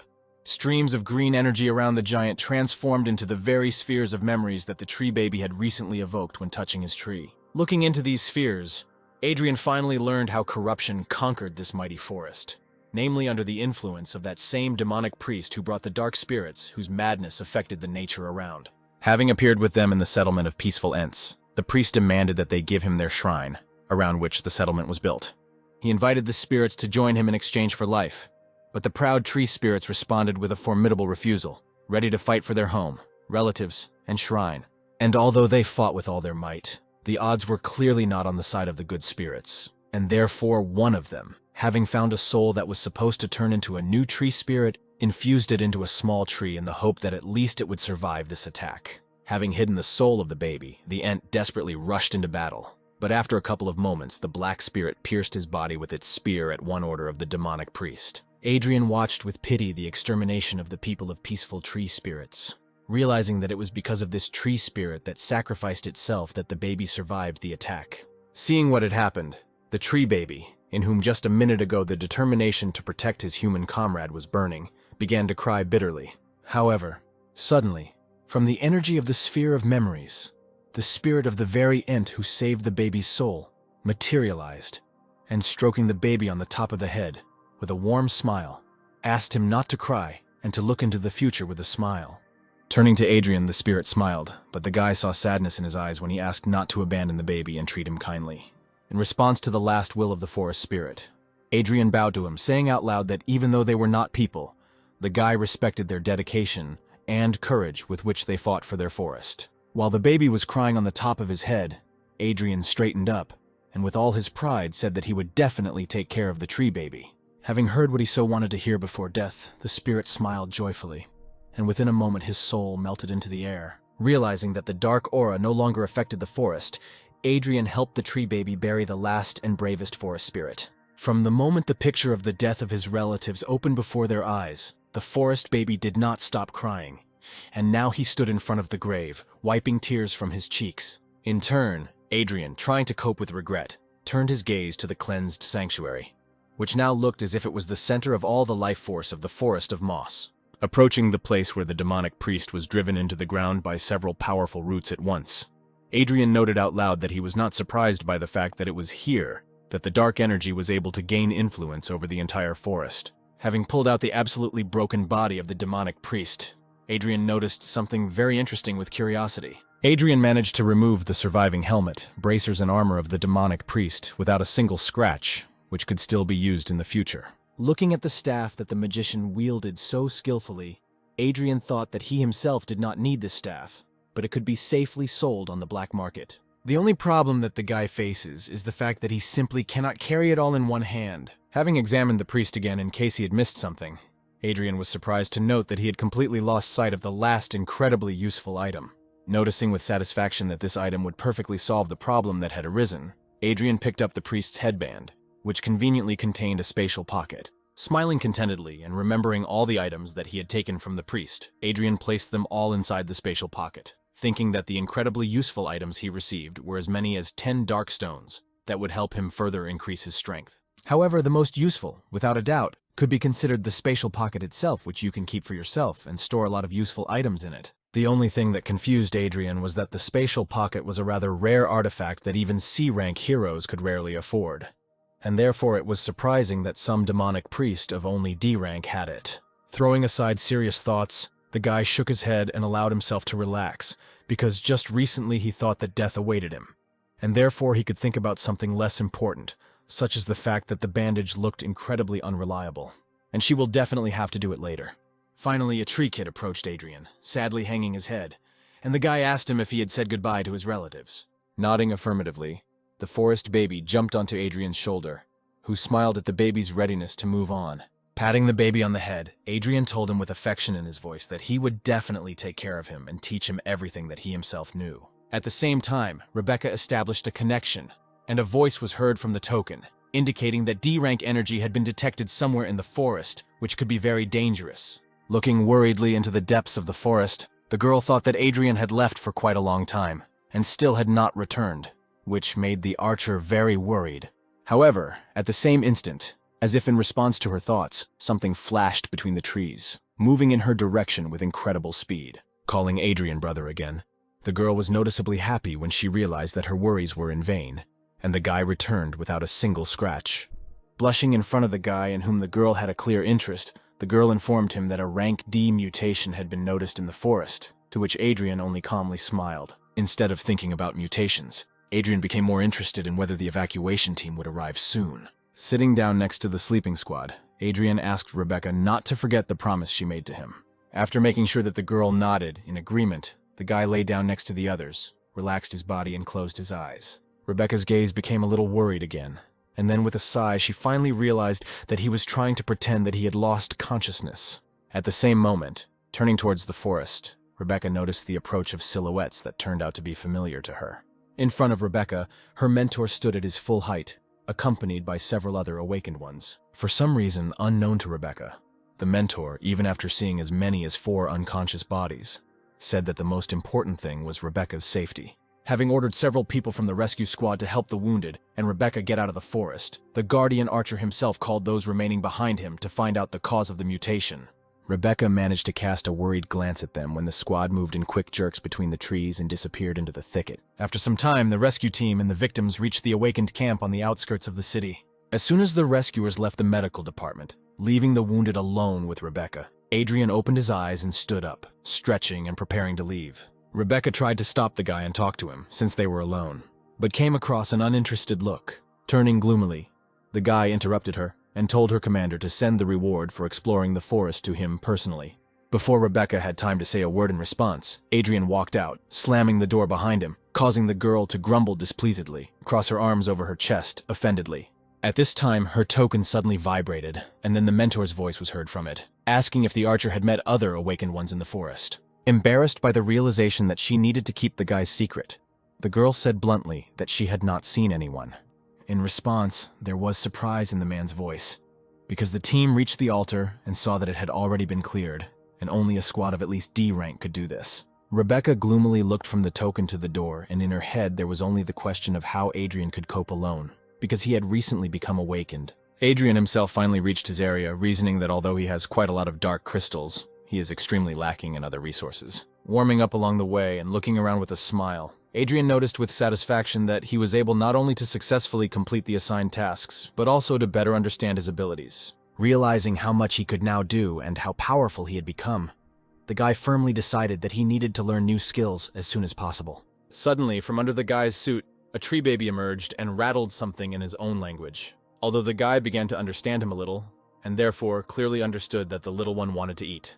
Patting the baby on the head with his finger, Adrian thought about what he actually eats. However, at one moment, the guy saw something that could change his plans for the coming day. The familiar face of the same man who helped Darren throw the guy in whose body Adrian now lived from his own home. In the administration, Adrian learned that this scoundrel was not just a lawyer, but the manager of the Awakened Society, and also that it was he who took over the management of the guy's mansion after Darren's death. Noticing Adrian, the man whose name turned out to be Michael turned to him with a cheeky smile, saying that it was exactly him that the man had been waiting for. Michael sarcastically remarked that the Guardian family's house was truly wonderful, and how sorry he was that Adrian had lost it, to which the guy smiled, recommending that he enjoy it while he could. And although he looked friendly in appearance, in his heart the guy despised Michael, remembering that no one had behaved so arrogantly towards him for a very long time. Not wanting to further communicate with the scoundrel, the guy came to the black market, where he was originally going to get. First of all, the guy decided that he needed to evaluate and sell what he received on the assignment, and only then he could go shopping. On the way, the guy grabbed some food for the tree baby, but now, for some reason, he again heard a dissatisfied crackling sound from under the suit. The tree baby winced and spat out the pieces of burger he had bitten off, still sad from hunger. Just in case, Adrian clarified whether the reason for the dissatisfaction was really the food, to which the kid nodded in the affirmative. Realizing that human food was not at all suitable for the baby, the guy moved through the black market to a pavilion where something quite suitable could be found. This pavilion also contained an item evaluation point, which was exactly what the guy needed. Adrian sighed a little sadly when he saw several long lines that he really didn't want to stand in, but there was no one near one of the doors. Surprised by this phenomenon, the guy shrugged his shoulders and, deciding that the methods of evaluating objects were still the same, moved there, which greatly surprised everyone around him. People around whispered with laughter, noting that the guy was a real masochist if he was going to enter that point. Having already grabbed the handle, Adrian noticed a sign on the door, which said that he would have to unravel the spiritual scheme. Otherwise, he would receive 3 blows from the guard. Not the least bit frightened, the guy calmly opened the door and went inside, where a strong-looking man with a comfortable-looking wide cape stood at full height. Adrian realized at first glance that the man was a true professional, no lower than rank C, and this fact surprised the guy very much. The man grinned confidently, noticing that another guy had come for the triple strike and asked Adrian if he had read the rules before entering. Stretching his hand to the side, the man pointed to the wall, where the guy could see the star diagram itself, after which he invited Adrian to solve the diagram in order to receive the services of an appraiser for free. Noting that if the guy takes on the solution, it's better to finish the job, otherwise the guard will beat him. The man demonstratively hit his palm with his fist. Adrian didn't pay any attention to the aggressive gesture, but instead looked at the rather curious spiritual diagram on the wall. The guard said that Adrian could get out of here if he chickened out. Then he wouldn't have to get his hands dirty on the guy. Turning his gaze from the diagram to the man, Adrian smiled sarcastically and noted that the owner of this point, apparently, was not a mistake, since he hired a mongrel to do all the dirty work. Instantly grabbing the guy by the collar, the guard shouted aggressively, ready to beat the guy right now for his impudent words, but Adrian looked calm. At this time, the fair-haired girl who was behind the wall and was previously bored without work listened in great surprise to the men's conversation, noticing curious details with interest. Adrian calmly said that this scheme is quite rare, and with its help, gifted awakened ones can increase their rank much more easily. But there are some features in it that are difficult to understand. In one deft movement, the guy freed himself from the grip and threw the man's hand away from him, noting that the cost of solving the scheme was much higher than the cost of assessing his weapon. Noting that this was too easily understandable a scam, and that the owner of this item simply did not want to pay for deciphering the scheme, Adrian grinned, which caused the furious indignation of the guard. One glance at the diagram was enough for Adrian to say with confidence that the owner of this man would soon die, because when using the Star Gate, a lot of spiritual energy would probably burst out of him. At the same instant, the man rushed forward with his hand raised, intending to strike a powerful blow at the insolent person who dared to insult his owner. However, a calm and clear female voice, suddenly heard from behind the partition, called on the guard to stop. Taken aback by the sudden order, the man turned to the girl who had come out, not understanding why she stopped him. A rather attractive blonde girl who appeared in front of Adrian turned to the guy, saying that she would be very grateful to him if Adrian would help her. The man suddenly exclaimed, asking in surprise whether this impudent guy was telling the truth about the state of her health. Grinning, Adrian had already turned around and moved towards the door, only saying that this work was too difficult to do on a simple request. He said that the girl could safely die if she was so greedy, but suddenly a guard appeared in front of him, abruptly closed the door and exclaimed that he was obliged to help. Realizing that he could not allow the guy who was able to save his mistress to leave, the man tensed, ready to stop Adrian by force. Seeing the aggression, Adrian released his aura and gave the guy a hard look, asking if he really wanted to fight. Having felt such a powerful aura, the guard was clearly lost, not understanding how this puny guy could be so strong. Realizing that he would never be able to cope with someone so powerful, the man bowed his head doomedly, apologizing and wholeheartedly asking the guy to help his mistress. Looking down at the man, Adrian took a step towards the door, saying that not everything in this world can be solved with an apology. Holding his head proud, the guy opened the door and walked out of the assessment station without looking back. Gritting his teeth in despair, the guard suddenly rushed forward, rolling on the floor outside the room. Seeing the man suddenly stop on his knees in front of him, Adrian just put his hands in his pockets, looking down at him as well. The amazed crowd, who had seen this man throw people out of his office many times, whispered in stunned attention as he now begged for forgiveness at the top of his voice, resting his forehead on the floor. There was no limit to the surprise of those around him, because they expected Adrian to fly out of the office beaten.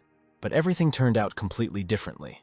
Suddenly, the girl came out of the office, lowering her hood and asking forgiveness for the behavior of her guard and her own. Bowing her head and pressing her hands to her body, the girl sincerely apologized again in a ringing voice. Turning to her, Adrian suddenly stopped smiling and examined her carefully, remembering that he had already seen this girl before. He remembered the day when, back in his previous life, He talked to a similar girl on the battlefield and heard her threaten him with a warm welcome if he showed up on her territory again.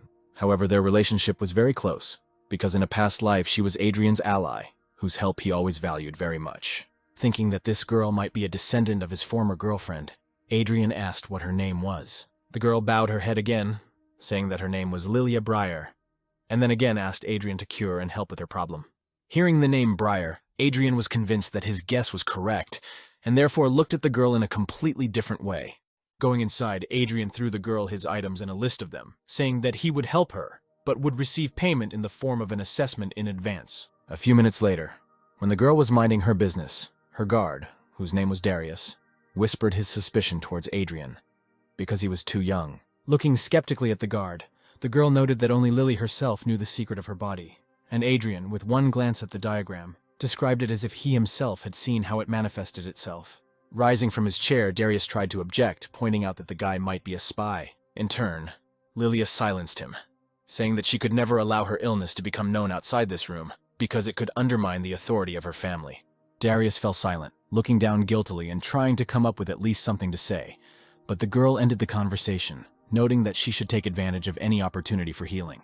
Bowing his head sadly, the man went out into the corridor and stood at the door so as not to allow anyone to interfere with his mistress. At this time, Adrian, who did not want to hesitate too much, sat down on the floor opposite the girl, who was also sitting, and extended his hand to her, urging her to begin the process. Sighing, the girl pulled off the top of her cape, exposing her shoulders and collarbones. Confused, Lily looked away, timidly asking if he could see everything, when an unusual seal lit up on her chest, which Adrian immediately began to examine. His eyes also lit up, and the magician's insight worked at 100%, allowing him to study this seal in every detail. Adrian thought about what seals like this do for different purposes, in particular for magicians, whose bodies are quite weak, often use seals to stabilize their spiritual energy so that it does not escape.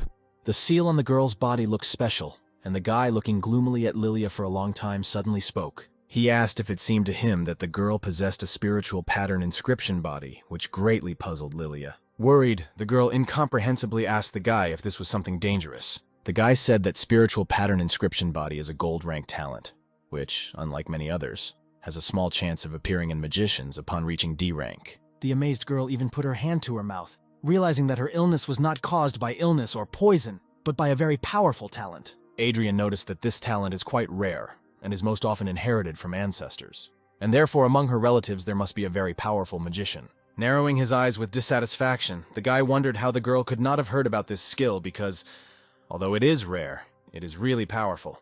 Lilia said that her grandmother and aunt were truly powerful magicians, but they died in battle with monsters, and much was not made public. Hearing the girl's words, the guy suddenly became noticeably upset and looked away, sadly realizing that his good friend was dead. Squeezing his eyes in pain, the guy ordered himself not to think about those who had left and, opening his eyes, said that he would now teach Lilia one of his techniques, thanks to which she could be healed. In his head, the guy sadly noticed that her relative owned this technique, which means he can leave Lilia something very valuable that is connected with her. Bowing her head to the floor, the girl bowed again, thanking Adrian from the bottom of her heart for his generosity. Standing outside the door, Darius frowned with displeasure, trying not to listen to the women's sighs behind the wall. Sitting in the lotus position and trying her best to learn a new technique for her, Lilia had been tense for quite a long time, which is why she involuntarily sighed. About an hour after starting to study the technique, a small amount of energy suddenly flowed out of Lilia's chest, forming a sphere. The tense girl did not notice this, but the guy, surprised, recognized in this sphere the one the likes of which appear when he kills monsters. Having quickly absorbed this energy, the guy thought that her spiritual energy, due to studying the technique, began to overflow, and therefore left her body. Taking advantage of this energy, the guy took out one of the dark stones that he had with him and broke it, intending to cleanse it. It usually takes Adrian about 5 minutes to clear the energy of the dark crystal, but the girl's absorbed power turned out to be so pure that it sped up this process tenfold. Adrian watched as the stone crumbled in his hand and thought that this activity could be useful not only for Lilia, but for him too. Taking all the crystals that he had with him, the guy decided to cleanse and absorb all the energy that was in them. Concentrating, the guy used one of his spirit techniques to be able to absorb enough to raise his rank to D. Suddenly, streams of energy scratched the guy's cheek, causing him bewilderment. Adrian's eyes widened in fear because he remembered that his body was still too weak, and therefore it was not clear whether it could withstand such an amount of energy. The guy tensely and angrily tried to withstand the flow of this powerful force. while his body was covered with more and more wounds, which could lead to very dangerous consequences. Adrian's strength began to leave him, and it became more and more difficult to withstand such pressure when he looked up. Lilia, who had previously been very tense, managed to concentrate on her goal without any special difficulties. Blushing with tension, Adrian decided that there was no other way out, which meant he would have to take extreme measures. Bringing his hands together in a seal, the guy released his spirit to use the desired technique to the fullest. Adrian's face was already covered in small scratches, and his expression reflected his pain as he began to form his energy for subsequent manipulations. Realizing the difficulty of the entire upcoming operation, the guy used another technique to separate the energy flows into thin threads that could be transformed into new forms. From these threads of energy, the guy formed a new formation of an empty array, ready to absorb new properties. This array suddenly formed right in the air, as Adrian used the last technique to store all the excess of this energy directly into the array.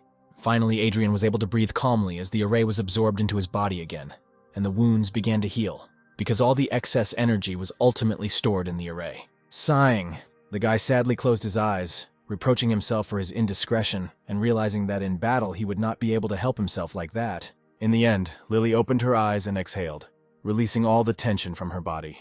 Looking at her hands, the girl concentrated on her feelings and realized that she no longer felt the illness in him, which is why a joyful smile appeared on her face. Unable to contain her emotions, the girl rushed to Adrian and even accidentally knocked him down, squeezing him in a tight hug and shouting gratitude in a joyful, ringing voice. Darius, who ran in to hear the exclamations, first cried out, calling on the girl to get dressed. After some time, having heard from Lilia about everything that happened in the office, Darius threw himself on his knees in front of Adrian.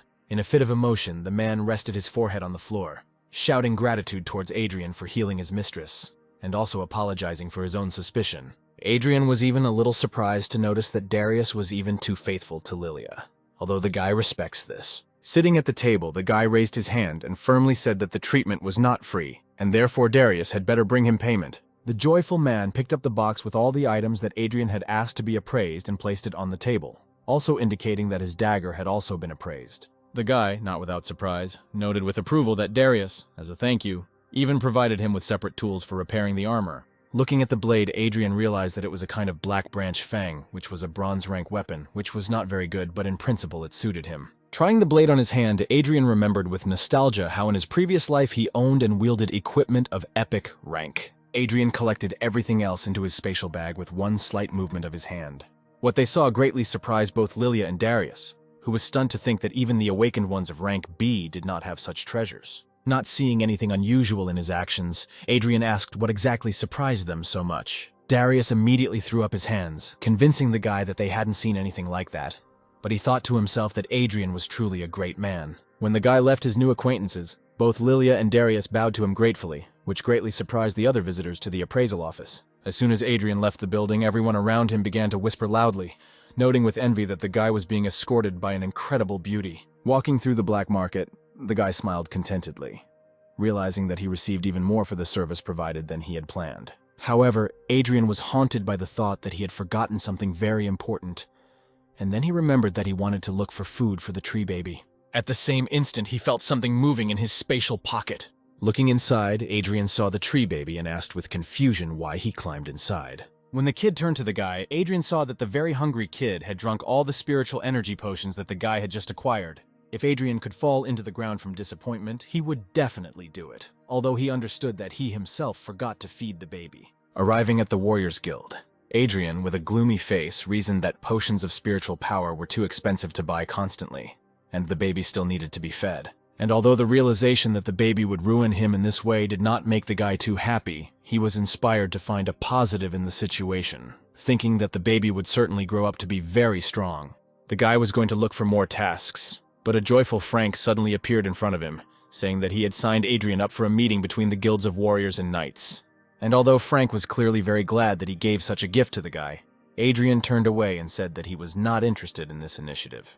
He simply understood that this event of exchange of experience between newcomers, warriors, and knights would bring him absolutely no benefit. The guy thought that the reward for this would be meager, but Frank silently handed him a piece of paper on which was written about a reward of 1,000,000, as well as 10 boxes of potions of spiritual power. Adrian paused for a couple of seconds, just wondering what a great reward this was. And when he finally realized the essence of this award, He tore the piece of paper from Frank's hands and proudly said that he would definitely live up to his mentor's expectations and take first place. And although Adrian insisted that he would easily get first place, Frank laughed good-naturedly, saying that the guy had only recently become awakened, and therefore there was no point in counting on anything. Frank noted that there would be a lot of elite there, and he invited Adrian to gain experience, although the guy himself had no doubt that he would win. As Adrian moved towards the exit, Michael and Roosevelt watched him, telling the hooded man that it was Adrian who caused his brother Mark to die before being rescued from the forest. They insisted to the man armed with the sword that the fatal wound was inflicted by the weapon, and not by the monster, and Adrian, who was in conflict with the knight, was under the main suspicion. Sighing sadly, the man stated that if Adrian really killed Mark, then he himself was destined to die, which brought smiles on the faces of the two scoundrels. Having spent very little time walking around the City of Dawn, Adrian reached the arena of the Awakened, where the meeting between the warriors and knights was to take place. Adrian read that this event is organized specifically between gifted awakened ones, which means that all participants there will be at least silver rank. Coming out to the arena, the guy looked at it and admitted that this place, built for meetings between guilds of different classes, looked really majestic. Once again, Adrian attracted the attention of all the awakened ones who came to the event, who considered him a real arrogant for his presence in the arena. After talking with other organizers, the presenter announced the start of the event, and said that the order of battles was determined by the numbers on the bracelets issued to the participants. To his own surprise, Adrian was among the first in line for the duel, and when he came out, stretching his arms, he found himself in the field of view of Rebecca and her mentor, who had come to watch the event. And although the archer's mentor said that Adrian was too arrogant for someone who had recently awakened, Rebecca did not dare comment on his words, awkwardly looking away. Adrian respectfully bowed to his opponent, who, having also bowed, sarcastically noted that the guy would be too easy a target. A slightly plump and rather young knight of rank E took a stance, ready to deal with the enemy in a few seconds. However, the knight did not even have time to take a step when Adrian's burning fist crashed into his jaw. Looking at his opponent with arrogance in his eyes, Adrian told him to shut up if he wanted to do anything in this fight. From such a powerful blow, the knight flew to the side, unable to stay on his feet. Having landed, the guy regrouped and cleared his throat, rubbing his bruised jaw and noting that the blow was quite strong. The people around, including Roosevelt, Michael, and their comrade who had recently arrived, were greatly amazed that the newly awakened one was able to send an E-rank knight flying with one blow. Baring his teeth with displeasure, the knight was indignant that Adrian attacked him suddenly, and that was the only reason he was able to hit. Adrian, clicking his tongue and not taking his eyes off his opponent, thought that all weaklings can do is make excuses. Turning his head, the guy noticed that a very cruel aura, full of anger, was felt from the audience. Having listened to his own feelings, the guy realized that one of those who radiates this aura is Michael, but Adrian did not know the second one at all. At this time, the knight rushed forward, holding his sword tightly in his hand, shouting that he would definitely deal with his opponent. Swinging his sword, the knight grabbed it with both hands and poured the power of his spiritual light into his blade, attacking Adrian. Without particularly straining, Adrian ignited his blade and stood in a stance, ready to meet the enemy's attack. With one deft blow, the guy hit the blade and deflected it to the side. Turning sharply, the guy swung again and hit his opponent, who had not managed to block, sending him flying for the second time. This time the blow was stronger, and therefore the knight flew out of the arena completely, unable to even regroup and successfully land on his feet. Even the host's previously impassive voice sounded amazed as he announced Adrian's victory.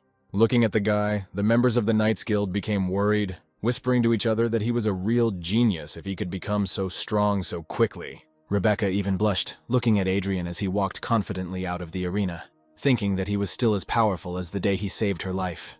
Thinking that Adrian had received a golden talent that strengthened his body, the girl's mentor sternly noted that she should try to catch up with him.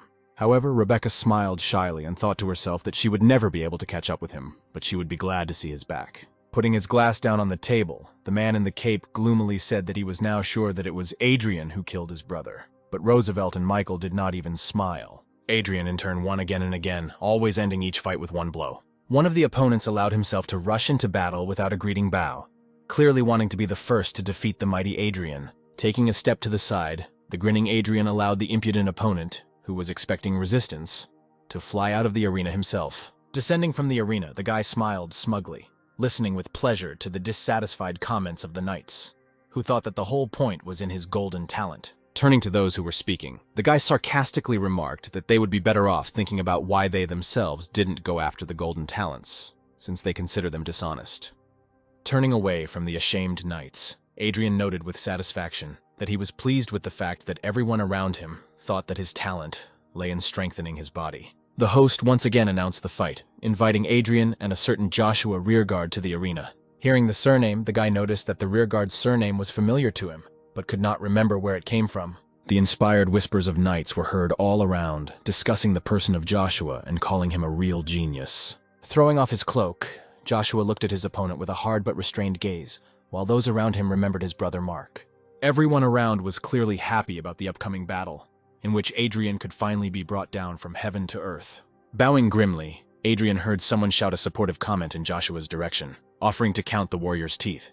Having heard who Adrian's opponent would be, Rebecca became worried, and her mentor not cheerfully noted that Adrian's streak of victories would end there. For the first time during the event, Adrian looked serious and focused, because he understood perfectly well that it was Joshua who was emanating from this murderous aura that he felt.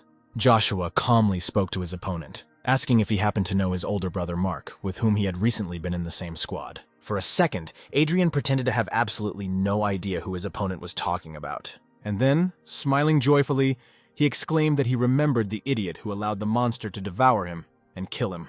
The guy's words caused real hatred, physically felt by Adrian, and Joshua furiously said that he would destroy his opponent. The knight was so angry that he caused an incredibly bright nightly glow, which made everyone around him understand that Joshua did not intend to joke. And although Rebecca was clearly worried, her mentor noted with a smile that Joshua was already at the peak of E rank and would very soon move to D rank. He said that Adrian didn't have a chance, but Rebecca was 100% sure that her brother would never allow himself to be defeated. Watching the start of the fight, Michael adjusted his glasses contentedly, noting that he could be calm, and Joshua could easily deal with the hidden threat in the form of Adrian. Taking off from his place, the guy rushed into battle, furiously shouting that he would riddle his enemy like a sieve for the death of his brother. The attacker's eyes glowed with spiritual energy, and his hands moved with incredible speed, wielding his spear as the knight used one of his skills. Everyone around looked in amazement at this incredibly powerful attack, because Joshua attacked with his spear at such a speed that it was difficult to follow him. And although the attack was truly impressive, Adrian was ready to accept it, and show that he himself could show class. Following the very first thrust of the spear, Adrian raised his sword and attacked himself, aiming straight for the tip. With equally impressive speed, Adrian began to wield his sword in response to Joshua's attack, connecting the tip of the sword with the tip of the spear with each thrust. Standing firmly on his strong legs, Joshua rained down his opponent with a hail of lunges, and Adrian deftly moved from side to side, catching every blow of the spear. Having abandoned his first strategy, Joshua moved himself, cutting the air with the tip of his spear and aiming at his opponent, while the audience noticed that Adrian was even stronger than they thought before. Blushing, Rebecca even covered her mouth as she realized how much she admired Adrian. All this time, Adrian was only blocking the attacks, but at one moment, noticing the window that had opened, the guy made a lunge, which Joshua had to block, interrupting the series of attacks. Joshua, who did not expect that he himself would have to defend himself from the force of the blow, even recoiled, gloomily noting that the guy's sword was really strong.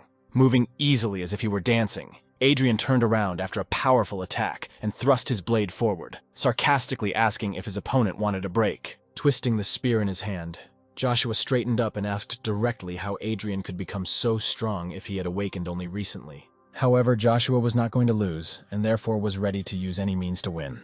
Having fished out something small from his pocket, the guy threw it into his mouth, intending to chew it. As soon as he did this, his eyes again lit up with spiritual energy that suddenly filled his body. At one point, his powerful spiritual aura burst out, being so strong that the air around Joshua's body became hot. Adrian calmly followed the actions of the enemy, who suddenly became much stronger than he was at the beginning of the battle. Rebecca's mentor suddenly jumped up from his seat, exclaiming indignantly that Joshua had swallowed a forbidden drug that increased his strength to D rank, which means Adrian must be saved. Rushing forward with incredible speed, Joshua exclaimed that he was going to kill his enemy, and his aura suddenly took the form of a dragon whose jaws were ready to close on the guy's body. People around raised their hands, trying to protect themselves from the scorching aura of the knight, and one of the spectators noticed that the guy's spear was incredibly powerful. Grinning contentedly, Adrian stood up and rushed forward, boldly asserting that Joshua would not give in to such strength. Even Rebecca, who knew how strong Adrian was, screamed in panic at him to dodge, otherwise he might get hurt. In turn, Michael grinned contentedly, rejoicing that his enemy was so boldly rushing forward to his own death. With his feet firmly planted in the arena, the surface of which began to crumble from the mighty force of the two combatants, Adrian boldly met the tip of Joshua's spear with his blade. Adrian put all the power of his body into the blow. But the sword, which had previously so steadfastly withstood the barrage of attacks from the knight, suddenly cracked. The power of Joshua's attack was so great that the sword split into pieces, and the spear moved deeper, reaching Adrian's body. Joshua, whose blood was boiling with hatred and a thirst for revenge, excitedly exclaimed that he was able to kill his enemy with one blow of his mighty spear. However, Adrian remained firmly on his feet, and Joshua suddenly realized that he could not move his spear at all. Smiling, Adrian looked up at his opponent with satisfaction, expecting to see the shock in his eyes when the tip got stuck in the shield of spiritual energy on the warrior's chest. The guy's gaze became menacing when he calmly explained to Joshua that he knew very well about all the enemy's tricks and had seen his pill at the beginning of the fight. Shocked and more angry than before, Joshua tried to snatch the spear, but was unable to do so, so Adrian stretched his hand forward. Seeing how Adrian was about to intercept the spear, Joshua tried to release it but realized that he could not even relax his hands. The guy's eyes lit up as he prepared to use his now spiritual energy against the knight. In an instant, a powerful aura wafted from the guy, scorching Joshua, who had no way to defend himself. Using his own spirit, Adrian used Joshua's powerful energy to absorb it and become even stronger. People around did not understand what was happening and why Joshua, who was clearly in pain, did not move. At one point, Adrian let go of the guy's spear and, deciding that he had absorbed enough, rushed to attack his opponent, who was absolutely not ready to defend himself. Swinging, Adrian lit his fists and rushed into battle at Joshua, who tried to somehow jump away but absolutely unsuccessfully. Concentrating hard on the blow, the guy attacked Joshua, sending his opponent flying out of the arena again. The attack of both forces of Joshua and Adrian turned out to be so strong that the genius knight, unable to regroup, flew backwards into the pedestal, splitting it into pieces. Joshua immediately went limp, unconscious, as everyone else, including the leader and the judge in one person, rushed to him to check if the knight was dead. Michael froze in place, unable to understand how Joshua, being such a strong knight, could lose to Adrian, who had only recently become awakened. Having relaxed and extinguished the fire of his own spirit, Adrian put his hands in his pockets and yawned boredly, saying that the judge should have made an announcement sooner. The judge harshly noted that Adrian had overdone it, to which the guy reasonably pointed out that his opponent was using a prohibited drug to increase strength, and Adrian himself accidentally made a breakthrough in strength. The judge was stunned speechless when he heard about the breakthrough, and was once again surprised by Adrian's strength, realizing that he had reached the peak of E rank. Joshua at the same time regained consciousness and, raising a furious glance at Adrian, was about to rush back into battle. However, feeling something strange in his chest, the guy looked down and saw a strange dent in his armor, which for some reason burned very much. Within a second, this dent suddenly exploded, piercing the armor, and once again injuring the knight so beloved by everyone. The judge immediately called the medical team to help Joshua, and Adrian grinned and walked out of the arena, thinking to himself that the wound was not fatal. People were simply amazed, because they realized that none of those present would be able to defeat him. At this time, in the Warriors Guild, behind one of the doors, the stomping of feet was heard, clearly signaling someone in a hurry to leave the office. Opening the door, Frank grumbled dissatisfiedly, saying that the head of the guild had called the man to his place too suddenly, and the warrior was going to watch the meeting of knights and warriors. Deciding that he would still have time to at least look at the end of the event, Frank quickly walked away, while at the same time Roosevelt grinned, realizing that the time had come to act. As the man hurried to the exit, he was suddenly surrounded by several people in suits. Frank turned to Roosevelt as he approached and asked directly what he needed, because the man was in a hurry to watch Adrian's fights at a meeting with the Guild of Knights.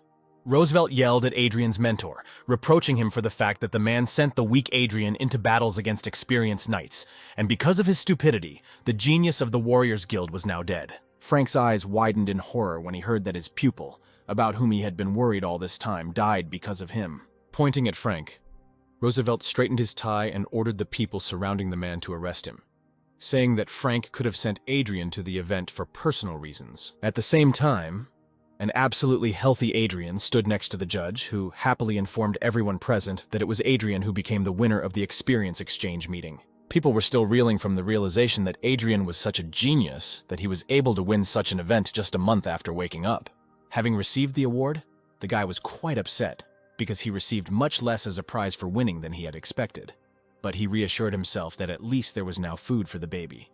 Rebecca's mentor, who had previously been ready to rush to Adrian's aid, now calmed down and said that the guy was simply amazing, and Rebecca should follow his example. And Rebecca, without taking her eyes off the guy at all, could only agree with her mentor, although she did not listen to him at all, occupying all her thoughts with Adrian. Suddenly, the mentor gasped, remembering the event called the Dawn Fortress, and thinking that the Warriors Guild could now, despite all the rules, appoint Adrian as a participant. And although the girl reasonably noted that he would not be allowed to do this because of his little experience, the mentor said that if the guy were in the Archer Guild, he would do anything to make Adrian a member. Having finished the matter, Adrian heads back to the guild to return to training as soon as possible. The guy pulled out a bottle of spiritual potion from his spatial pocket to feed the tree baby. Having accepted the treat, the baby sat down on the cork and began to drink greedily, smiling happily at the fact that he had finally eaten deliciously again. Glancing at his spatial pocket, the guy again noticed that he looked disgusting, and also thought that he really wanted to surprise Frank with his victory at the event. The driver of Adrian's car turned out to be one of the guild's assistants, who asked the guy why he left the arena so early, and then suggested that it was because the event was not too exciting for Adrian. Adrian said that the meeting was over, that's why he left, to which the assistant was extremely surprised, exclaiming that earlier the event lasted until late at night, and then asked who the winner was. Without much enthusiasm, Adrian, resting his cheek on his hand, said that he was the winner of the event this time. Obviously, not really believing the guy, the driver decided to support the joke and congratulated Adrian, thinking to himself that he should ask him to double his training. Finally, they reached the guild, where there were surprisingly a lot of people near the entrance, which surprised Adrian a little. As Adrian got closer, he noticed that most of those present were from the Dawn City law enforcement team. Inside, Roosevelt shouted at the Warriors Guild students who were defending their mentor and preventing him from being taken into custody. One of the students shouted back indignantly, pointing out that mentor Frank had always treated geniuses with kindness, and they were simply trying to set him up. A representative of law enforcement named Hans came forward and calmly said that Frank was only pretending to be a good-natured person, but in fact he was destroying young animals to please others. Giving the student a calm but menacing look, the man said that they had received notification of Adrian's death and had found irrefutable evidence of Frank's involvement. Frank looked stunned at the people surrounding him, trying to take him into custody, and tried to understand how his ordinary day turned into something so incomprehensible. Turning towards his students, he told them to leave, noting that his conscience was clear and he was ready to surrender if he received a fair decision from law enforcement officials. The Warriors' disciples clenched their teeth in anger but were forced to allow their mentor to be detained, who, frowning ahead, folded his hands behind his back. Finally calming down, Roosevelt told Frank to his face that he had not set him up, and that indeed there was irrefutable evidence of the Warriors' guilt. Roosevelt had already managed to relax and sigh with satisfaction, because his work for the day was done. But suddenly he felt warmth from the outside. A fiery fist suddenly crashed into Roosevelt's jaw, confusing his thoughts and knocking him off his feet. The mighty blow was so strong that Roosevelt went flying and crashed headfirst into a nearby wooden support. Falling and spitting blood, Roosevelt swore and, thinking that it was one of Frank's students, ordered Captain Hans to arrest them all. Seeing who hit Roosevelt, Frank, like his students, opened his eyes in shock, not understanding how this was possible. Captain Hans, although he remained calm, was clearly no less surprised by the blow than the others. A cheeky smile from Adrian, who mentioned that he had not yet gotten even with Roosevelt for the last time, asked directly why he would suddenly turn out to be a dead man. Frank exclaimed joyfully when he saw that his beloved student was alive and asked if he had left the event early. Captain Hans frowned a little, thinking to himself that Adrian should actually be dead now, and Roosevelt apparently couldn't be relied upon at all. Trembling with emotion, Roosevelt stood up, asking Adrian in a trembling voice how he could be alive, and then faltered mid-sentence when he began to say that Joshua should have killed him. Realizing that he had spilled the beans, the man covered his mouth, looking into emptiness with a panicked gaze. Hearing Roosevelt's words, the enraged warrior disciples screamed, accusing the man of being the one. Everyone around began to accuse Roosevelt of being the one who tried to frame Frank's mentor. At the same time, Captain Hans, smiling, tried to cover up his unlucky comrade, noting that Frank sent Adrian to such a difficult event, which means he had ulterior motives. The man noted that Adrian was lucky that he decided to leave the event early, and said that they would arrest both Frank and Roosevelt, but stopped short when the guy said that the meeting was, in fact, already over. The people around fell silent in shock, wondering how the meeting could end so early, because usually at such a time it was just really beginning. At this time, one of the warrior disciples who was present at the event entered the doors of the main entrance, and joyfully exclaimed that Hadrian had won the event in just half a day. However, when he saw representatives of law enforcement agencies, the boy became worried and fell silent, trying to ask what was going on here. Everyone around them screamed in amazement at the realization that Adrian not only survived this dangerous event, but also took first place. Adrian said that he and his mentor had been following Roosevelt's actions, and therefore had a rough idea of what he was going to do, which meant now was the time to settle the score. Roosevelt trembled with the understanding that all his plans had collapsed, which just recently seemed simply impossible to him. Hammering his fist into his palm, Adrian said that Frank suspected the man long before he handed the guy the modified skill for the gold rank. And although Adrian was going to deal with the scoundrel himself, a man suddenly rushed in front of him, from whom he himself did not expect action at all. Running forward, Captain Hans, looking sternly at Roosevelt, was about to arrest him, seriously saying that Adrian was right, and the time had come to deal with the villain. In turn, Adrian, seeing what was happening, frowned, realizing that Captain Hans would never allow the matter to end so easily. After some time, Adrian was already standing on the top floor of the guild building, frowning at what was happening below. Down there, they were taking away the wounded Adrian Roosevelt after being hit, intending to provide him with first aid before his arrest. Frank, who stood next to him, urged the guy not to worry and noted that the director of the guild would definitely investigate everything as soon as he came out of seclusion. Suddenly, he grabbed Adrian by the shoulder, which greatly surprised the guy, who at any moment expected some kind of danger in his direction. Seeing the serious look of his mentor, Adrian already thought that the man was going to attack him, which the guy did not expect at all. However, Frank, subverting the guy's expectations, laughed out loud, amazed that Adrian not only took first place at the experience exchange event, but also did it in just half a day. However, the man rejoiced so much that his back suddenly began to hurt, causing Frank to cry out in pain. And Adrian noticed that the man shouldn't strain himself so much, and it was better for him to go rest. Hearing that Adrian was also asking for a reward, the man frowned, saying that he was too arrogant, and the reward would definitely be significant. But he should wait. Adrian honestly didn't understand what else he should expect, and why he still couldn't get his reward, if everyone around him was happy that he was improving the reputation of the Warriors Guild. Suddenly, a rather attractive girl named Aura, who was Frank's assistant, entered the room and brought what the man asked to prepare. Thanking the girl, Frank told the guy that there was no doubt about his strength, but now he must test Adrian's spiritual strength, and then tell him something very important. Opening the box, the man pointed to a blue glowing orb, which is used to evaluate the levels and talent of the Awakened. Stepping aside, Frank allowed Adrian to approach and touch the ball to make an assessment. As soon as the guy put his hand to the ball, threads of blue energy flew out of it, which immediately entwined the guy's hand. Suddenly, the light of the ball and the energy emanating from it turned golden, which made Frank notice with satisfaction that the guy really had golden talent, which couldn't help but rejoice. And then suddenly words flashed above the ball, saying that Adrian had raised his level to DE rank, which was very impressive. Frank smiled in surprise, glad that his student had reached such a high milestone in such a short time, and the stunned Aura whispered that the guy was a real genius. Raising his head, Frank noticed with a smile that Adrian had a golden talent and even received the D rank in just a month, and there had not been such excellent representatives of the Warriors Guild for a very long time. Absolutely not surprised, Adrian turned his gaze to Frank and asked him in a calm voice what was so important about what he wanted to talk to his student about. Throwing a sly look at the guy, the man chuckled and spoke with a smile and enthusiasm in his voice, asking if he knew about the test of the Fortress of Dawn. Adrian heard from Frank that he was now 100% sure that the guy would be able to stand up for himself, and he himself recalled that the previous owner of this body dreamed of distinguishing himself in this test. The guy also remembered that the Dawn Fortress was a temporary gathering place created in the wasteland by the ancestors of humanity, who went through many murders to build a city. After the city was built, the fortress was abandoned and overrun by monsters. Adrian remembered that every 3 years, the managers of the City of Dawn organize an event there for those awakened under 30 years of age to honor the memory of their ancestors. The man pointed out that under the fortress there is a source of spiritual water, where you can practice and significantly improve your strength, but only if you win the test. Frank said that this test was very dangerous, and although Adrian fits all the conditions, he would take a lot of risks if he tried.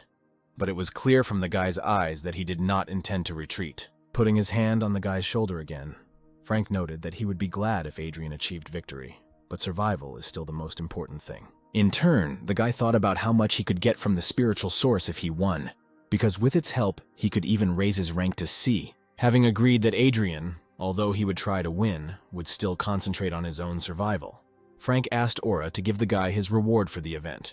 It turned out that in addition to the agreed-upon money and spiritual potions, the guy was also entitled to an apartment for awakened rank C, and Frank joyfully handed Adrian the key to it. Adrian, delighted with such a gift, said that it was not far from returning the Guardian family mansion, to which Frank replied that only the head of the guild could help with this matter. Hearing that Frank knew about Michael's treachery and would do everything to help Adrian, the guy smiled and thanked his mentor for such a kind attitude. However, turning away and getting ready to leave, the guy hid his smile, thinking to himself that he had to cope with all his problems himself. After some time, the guy returned to his apartment to continue training and improving. Sweating after absorbing the energy from the last starstone, Adrian gloomily noted that after reaching D rank, the difficulty of cultivation had only increased. Having looked displeasedly at his hand, from which the sand remaining from the starstone was pouring out, Adrian stated that even several 100,000 stones were not enough for improvement. The guy's attention was suddenly attracted by Tree Tiny, who raised his glowing green index finger up and said something in his own language. The guy remembered how at the event, unnoticed by others, he asked the kid to carry out some manipulations on the defeated knight. Approaching the tree little one, Adrian stroked him and praised him, once again surprised that the tree spirit had such a useful ability. Armed with a new blade, the guy changed into stylish black clothes and noted out loud that the skills of a thief and these new items could be very useful. Opening the window and concentrating on the thief's reflexes and dexterity, the guy jumped out of it, planning to get to his target as quickly as possible. Meanwhile, Joshua lay in a hospital bed, still unconscious after his crushing defeat in the battle with Adrian. Michael suddenly entered his room, accompanied by an unusually tall man and a surprisingly small guy. A man named Vincent was the deputy head of the law enforcement department, and, having seen Joshua's wounds, he easily understood what exactly caused his injury. Michael said that Adrian, although strong, is still too inexperienced, which means he needs to be destroyed as soon as possible. The man noted that very soon he would take part in testing the Fortress of Dawn, and Vincent, agreeing, turned his gaze to the small guy and said that this was the job just for him. The guy in the blue jacket even grinned, saying that killing some E-rank brat would not be difficult for him. Satisfied with the answer, Vincent went to the exit, followed by the others, and the man noted that Joshua knew too much, and he was also disabled, which meant they needed to get rid of him. The guy in the jacket agreed and then slammed the door behind him, leaving Joshua alone. Suddenly, something hit his head, causing the guy, even while unconscious, to wince a little. At the same moment, his body suddenly exploded with incredible pain. His eyes flew open and his veins bulged, causing the knight to cry out. Blood began to flow from his mouth as he begged for help through the pain and clenched teeth, raising his hand. Extending his trembling hand towards the window where the silhouette was visible, Joshua begged again, trying to cope with the pain. Adrian, sitting on the window, smiled, looking at the suffering of his past enemy, and asked him directly if he wanted to live. Thinking that the silhouette had only appeared to him, Joshua raised his gaze full of pain to the ceiling and thought with incomprehension how he, being a brilliant knight, could die like this. However, the readiness to fight for his life shone in his soul, and therefore he was going to endure as long as he could.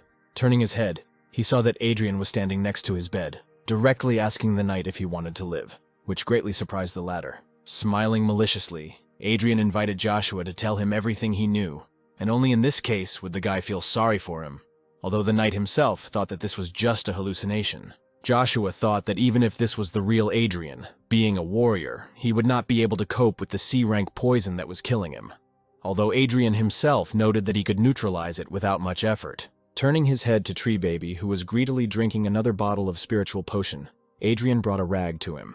The kid grumbled something when Adrian wiped his mouth with the rag, leaving a small stain on it. Turning his head back, the guy folded a rag on Joshua's forehead, which greatly surprised the latter, who fixed an incomprehensible look on Adrian. Adrian did not explain to him that the saliva of the tree spirits contains a large amount of life-giving energy that can neutralize poison, although Joshua did not believe in such a miracle. However, raising his hand and seeing that the trembling and pain in it had subsided slightly, the guy allowed the hope of his own salvation to flash in his mind. Adrian himself saw that the remedy worked even very quickly, which means that all those potions that he drank still paid off. Having more or less regained his strength, Joshua asked how Adrian knew how to get rid of such an effective poison. To be convincing, Adrian released his spirit, and then threateningly told the guy that he could only temporarily rid him of the poison, and therefore he should start talking if he wants to live. Joshua thought that Adrian's aura was even more frightening than Deputy Chief of Law Enforcement Vincent. Abandoning his pride, the guy promised to tell everything to Adrian, calling him master, if only he would save the knight's life. Not particularly in a hurry to save the knight, Adrian calmly listened to everything that he told him, although Joshua was getting worse every second. After listening to all the details, Adrian chuckled and touched his chin with his fingers, taking in all the details of what happened and noting that it all sounded very interesting. Joshua told everything he knew, and therefore asked Adrian for salvation again, to which the warrior himself noted with a smile that he would definitely keep his promise. Touching his fingers to the sick knight's forehead, Adrian sarcastically noted that Joshua would have to die before he was saved. After some time, the knight, wrapped in a body bag, was taken somewhere along the corridors of the institution by a nurse. Watching from the side where Joshua was being taken, Adrian thought about everything he had heard, and in particular about the Dark Star organization. Frowning, the guy noticed that these people, one of whose bosses is a certain Vincent, did everything to get rid of the parents of the previous owner of the guy's body. And although Joshua did not know the reasons for this attitude towards the Guardian family, Adrian was intrigued, and he was already looking forward to the day of revenge finally coming. Hiding behind the wall, the guy thought that in 4 days, the test of the Fortress of Dawn would take place, which means he would be able to break through to rank C, which would help him in this task much more. After some time, not far from the Fortress of Dawn itself, something quite curious happened. The genius talent of the Thieves Guild named Pierre rushed to the Fortress of Dawn along with his mentor, who never ceased to repeat that Pierre was a real treasure for them. The guy, turning to the master, said that he was completely confident in his victory in the test, and also that he was keeping his promotion to rank C and acquiring a new skill a secret. For clarity, the guy created a figure of beautiful pink patterns on his hand, showing how hard he tried to mold his spiritual energy. The mentor, clearly flattering his student, noted that his formation of spiritual energy was truly rare, and with it he could achieve incredibly much. The man also noted that the last person to do such a molding was the head of the Warriors Guild, to which Pierre replied that he would show how much stronger he was than the latter. Suddenly, in front of the two thieves, a little further into the forest, a powerful explosion was heard, the flash of which was so strong that it reached the sky. The mentor said that most likely someone is now fighting monsters there, and therefore Pierre should be more careful, because the monsters here are at least C rank. When he invited the guy to go have a look and find out if the fighter needed help, Pierre had already rushed forward. When the thieves came closer, they saw a whole pack of dead red fiery wolves, along with the leader, which was very strange, because the leader was definitely of C rank. The guy suddenly saw a running silhouette to the side and called out to the master, attracting his attention.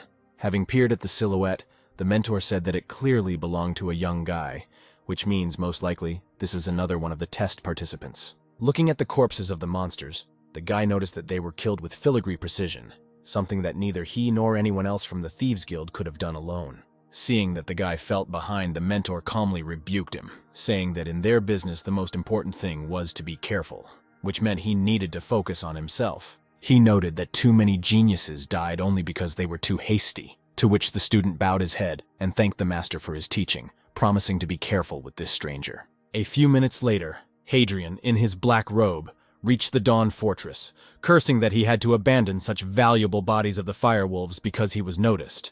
Putting aside his irritation, the guy took off his hood and looked at the huge, majestic building that stood in front of him, which turned out to be the Fortress of Dawn.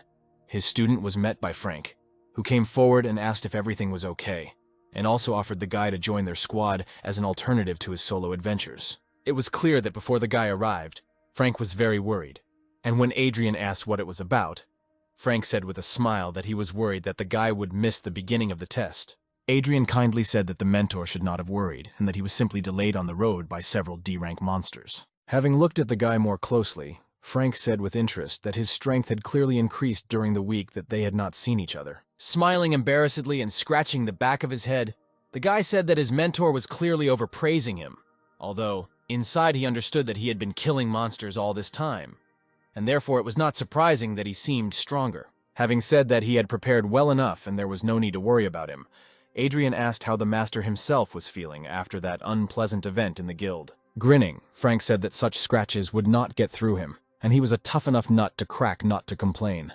Suddenly, the man tensed up and spoke through his teeth about the pain, but quickly remembered that he was trying to save face and interrupted himself, noting that he was not in pain, but just the wound was itching. Smiling at the man, Adrian noticed to himself that his mentor Frank was truly a stubborn warrior. Having coped with the pain, the man turned and walked towards the building, gesturing for the guy to follow. With surprise, the guy noticed that the entire Fortress of Dawn was surrounded by a protective star seal of incredible strength and such enormous size that it extended throughout the entire territory of the ruins. Adrian noticed that there were a surprising number of awakened people in the fortress, and then asked if they were all going to participate in the test, to which Frank shook his head. The man said that the trial of the Dawn Fortress was held every 3 years, and was therefore an important event that was broadcast on televisions for ordinary people to watch. The man tried to warn the guy one last time and told him that the monsters appearing under the Fortress of Dawn were all at least C rank, and therefore he should be very careful. Smiling, the guy said that Frank had already told him about this 10 times. Although inside, Adrian really liked that someone treated him so kindly. Adrian sarcastically noted that it was precisely because of his habit of talking a lot that Mentor Frank never found a wife, to which the man was indignant and shouted that he actually cares about the guy. And although Frank was feignedly offended, and Adrian tried to ask for forgiveness, one of the talented warriors of the guild named Vic approached and laughingly noted that the guy was damn right. Putting his arm around the guy's shoulder, the warrior told his mentor not to worry, because he would do everything in his power to prevent Adrian from getting into trouble. Smiling, Adrian noticed to himself that he really felt like a family in the guild, because all its senior members cared so much about him. Frank and Adrian moved further into the fortress, where crumbling pieces of architecture that looked like ruins gave way to beautiful views and striking buildings. Suddenly, Mentor Frank's attention was attracted by a familiar voice calling the man's name. Turning around, Frank saw 2 stunning-looking girls from the Magician's Guild, one of whom was clearly the eldest. Frank froze in place, recognizing his old friend Aurora, from whom Adrian felt an incredibly strong B-rank aura. Vic told the guy in a whisper that Aurora is a manager from the Magician's Guild, just like Frank is from the Warriors Guild, and that the girl is a B-rank mage, and they have known their mentor Frank since childhood. He said that the mentor was always competing with Aurora, but had long fallen behind her, and therefore was always lost in her presence, and Aurora immediately asked the man how he still remained C-rank. Looking behind Frank, the woman pointed at Adrian with a nod and asked if he was the genius with the golden talent, and then reproached Frank for sending the guy to the test too early. The girl sarcastically talked to Frank, noting that it seemed that the Warriors Guild had no successor, to which Frank grinned and reasonably noted that Adrian was gaining experience here. Angry at the woman, Frank pointed to the other warriors who had come and proudly noted that they were the elite and would definitely surpass all the magicians in the test. The woman did not stop mocking Frank and asked if it would be with their mediocrity that they would crush the magicians, to which Frank clenched his jaw angrily. Smiling, Aurora proposed an argument to Frank, and Frank, in the heat of emotion, did not allow himself to disagree. Skillfully playing on the feelings of the warrior's mentor, the woman offered to supply him with a very valuable potion of spiritual power of B rank. She boldly egged Frank on, which is why even his students began to get angry, although Frank, out of anger, agreed to such an expensive bet. The sorceress, pleased with herself, said that the potion would be taken by the one whose students could pass the test better, and in the end, she would definitely come for the winnings. Vit pressed his fingers to the bridge of his nose, and together with the other students, became disappointed in the teacher, because he argued with the obvious favorites. Even Frank himself did not understand how he managed to agree to a bet with such an arrogant person, and therefore now he reproached himself for his haste. Frank was upset, because the B-rank spiritual power potion is his treasure, and therefore he sadly asked his students to cope at all costs. Finally, the event organizer announced that the trial of the Dawn Fortress was beginning.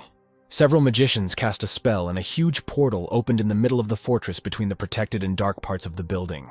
The participants, gathering their strength, began to enter the portal one by one to begin the test in which they could die. Adrian also entered the portal and noticed that the fairly intact and well-finished building here was a real ruin. He looked around at the huge space, inside of which a powerful dark aura was felt, and realized that it was this anomalous place that his mentor was talking about. The awakened around moved towards the passages deeper into the fortress, and Vic also hastened to say that they too would move on. He noted that it is better for the guy not to go too deep and call for help in any unclear situation, to which Adrian agreed with a smile and asked the squad to try for their mentor. Finally, he was left alone, and a bright, satisfied smile appeared on his face, because he could act alone.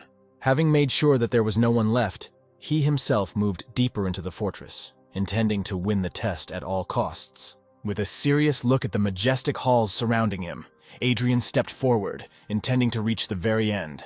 At one point, a rank E monster similar to a fairly large hound rushed at him. Reacting easily to the attack, Adrian extended his hand, intending to meet the monster and counterattack. Without straining too much, with a slight movement of his hand, the guy intercepted the attack and sent the monster towards the floor, but with such force that the monster, falling to the ground, died immediately.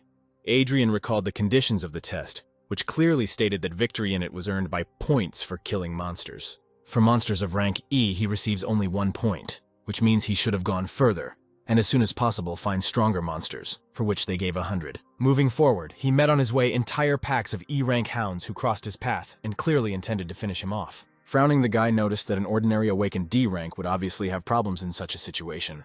but he was far from an ordinary awakened. Cursing, the guy ignited his fist and prepared for battle, planning to quickly deal with these creatures and go find a stronger monster. The monsters immediately rushed to attack, wanting to tear the uninvited guest into pieces and not feeling any danger from the guy. A whole flock attacked Adrian, and their jaws threatened to close on his throat, but he did not even worry for a second and only prepared to repel all the attacks at once. Within seconds, each of the pack of hounds was lying on the ground dead, and Adrian was upset because he had only just warmed up. Using the skill of his heart, the guy pulled their energy from the bodies of the killed monsters, intending to use it, since they were otherwise useless to him. There were quite a lot of monsters, and therefore the guy could use their energy to form a spirit formation. Having saved this energy in a bottle, the guy put it in his spatial pocket, once again noticing its unsightliness, to which the tree baby said in his language that he liked it. Rolling his eyes, the guy told Tiny that the aesthetics of the Ents were somehow too outdated, and promised to start training him later, to which Tiny rolled his eyes. Having done everything he wanted, Adrian moved further into the depths of the fortress, looking forward to facing someone truly strong. As soon as he turned the corner, his presence was noticed by the same thief whom Vincent ordered to kill Adrian, and with a smile he rejoiced at his luck. The guy rushed after Adrian, silently warning the guy that he was to blame for his death because he had insulted the master. However, at the same moment, the thief stopped himself, because he remembered that his master Vincent had given clear instructions to make Adrian's death look natural. With eyes hungry for blood, the guy remembered that on one of the paths of the fortress at the top, there was a whole horde of monsters, and therefore he could bring them on Adrian with the help of a special potion. Adrian opened the bottle, and its contents immediately began to dissipate, which is why the aroma of the potion began to spread throughout the surrounding space at high speed. The guy cruelly stated that Adrian should be grateful that he would be killed using such an expensive means. Although being a dead man, he would no longer thank anyone. Having risen to a higher floor, Adrian studied his surroundings without much effort, looking for those monsters for which he would get more points. Suddenly, before his completely calm gaze, several blades flashed at once, each of which was aiming at the guy. From the darkness native to monsters, 3 armored zombies of rank D immediately rushed at the guy, planning to destroy him. Using the fist of a fiery blade, the guy without much effort finished off all 3 monsters with one powerful blow, sending their dead souls to another world. With a smile looking at how their bodies crumbled, the guy noticed that armored zombies were even weaker than some awakened D-rank ones, and therefore, the battle turned out to be too easy. Turning his head, the guy noticed a whole group of living corpses, and then counted them and converted the number of zombies into points that he would receive for destroying them. Having dealt with the crowd of monsters without much difficulty, Adrian calmly moved on, thinking only that their armor could serve as good material. The guy was even more upset when he realized that there were no more monsters ahead, but only a dead end, which meant he would have to go back. However, the magician's insight helped Adrian well this time, because he noticed traces on the floor left by those who passed the test last time.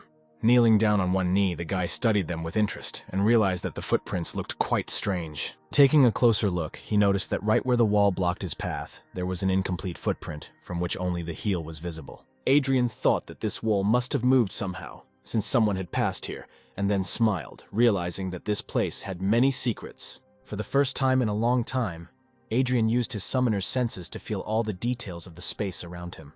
The guy looked around and saw details of a hidden mechanism in several torches on the wall. He realized that it was enough to light the 1st, 3rd, and 5th torches for the mechanism to work. With one deft movement, the guy created a flame from the air, which flowed to the desired torches and lit them. Approaching the torches, the guy saw other parts of the mechanism and turned the 2nd, 4th, and 6th of them. As soon as he finished his manipulations, the sound of gears and levers was heard in the walls, which influenced the mechanical door, opening it.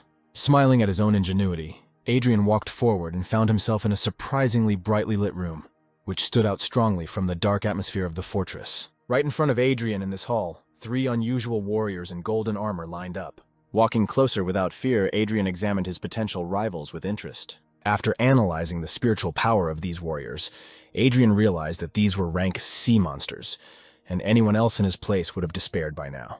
But Adrian, standing up and igniting his fist blade, prepared for battle, noting with a smile that for him this was just a light warm-up. Stretching out his free hand, the guy beckoned them with a gesture, urging them to attack and show everything they were capable of. Suddenly, for some reason, the monster's aura became much darker, and Adrian even became wary. And at this time, the weathered potion used by the thief-murderer had already risen to the floor above. And following his victim, he moved straight into the passage that Adrian himself had recently opened. Holding his stance, the guy prepared to meet the attack of one of the knights, who had already aimed the tip of his spear at Adrian.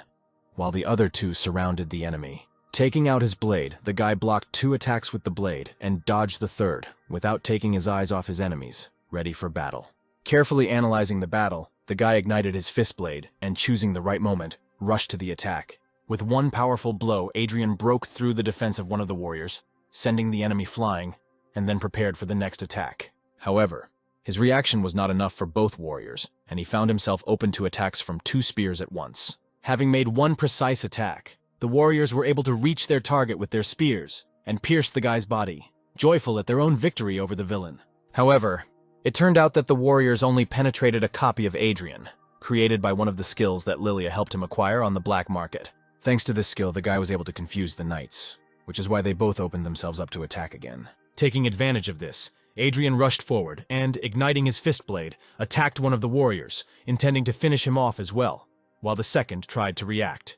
One powerful blow, and the second knight flew into the wall with his armor broken, leaving his comrade alone with the uninvited guest. Suddenly, Adrian noticed something that made him take his mind off the fight that was so enjoyable for the guy. The fallen knight, in whose armor there was a gaping hole from the guy's blow, suddenly burst into flames of gold, and Adrian wondered what kind of power had resurrected the Surf Knights. Thinking that the enemy was distracted, the remaining knight attacked again, intending to pierce the enemy's body right through. But Adrian again left the illusion in his place. In the blink of an eye, the guy found himself behind his opponent, intending to end this fight with one blow. Swinging and again igniting his fist blade, Adrian plunged it straight into the warrior's back, piercing right through his armor. Finally, Adrian relaxed because all 3 knights were now defeated, although for some reason they were engulfed in harmless golden flames. It turned out that this flame was there for a reason, and one of the warriors suddenly stood up, staggering on both legs. Adrian noticed that he was not careful, and the knight serfs did not really die,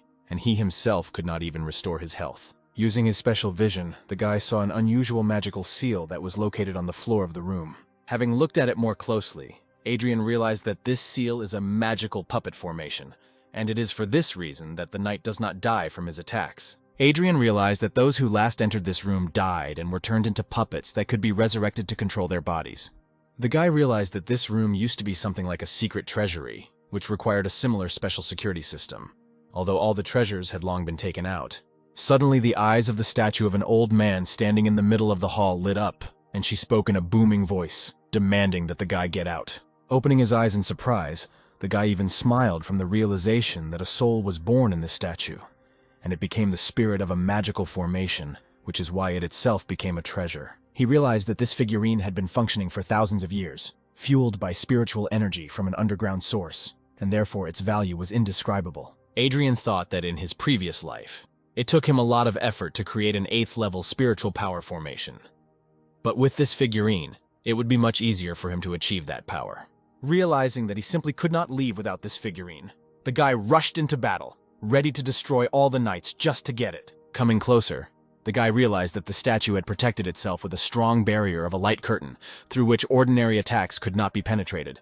Looking up, he saw that the figurine's eyes sparkled angrily brighter, and a loud voice suddenly sounded from it, calling on Adrian to die. Her power was so great that monsters suddenly appeared from everywhere, whose spiritual power clearly indicated that they were all puppets of this figurine. Looking up with interest, Adrian came to the conclusion that the figurine had decided to use all its powers, which meant he would have to take a risk. The guy used the thief skill to speed up his movement, and then the magician's skill to hold the puppets around at least for a moment. Having given himself exactly a second to act, the guy rushed forward to the figurine and, thanks to the dispersion of magic, was able to break through its protection and burst inside. As soon as he penetrated the protection, his hand immediately grabbed the figurine, snatching it from the pedestal. Raising his hand with the statue, the guy loudly exclaimed that he had grabbed it when his skill stopped working, and a whole horde of monsters rushed towards him, ready to tear him apart. Fortunately, Adrian calculated everything well enough, and therefore the blades, fangs, and claws froze just a couple of centimeters from his face and throat. Sighing, the guy sat cross-legged directly on the stone floor, intending to use the soul from this figurine, and the energy of the hound pack collected earlier to create a high-level molding.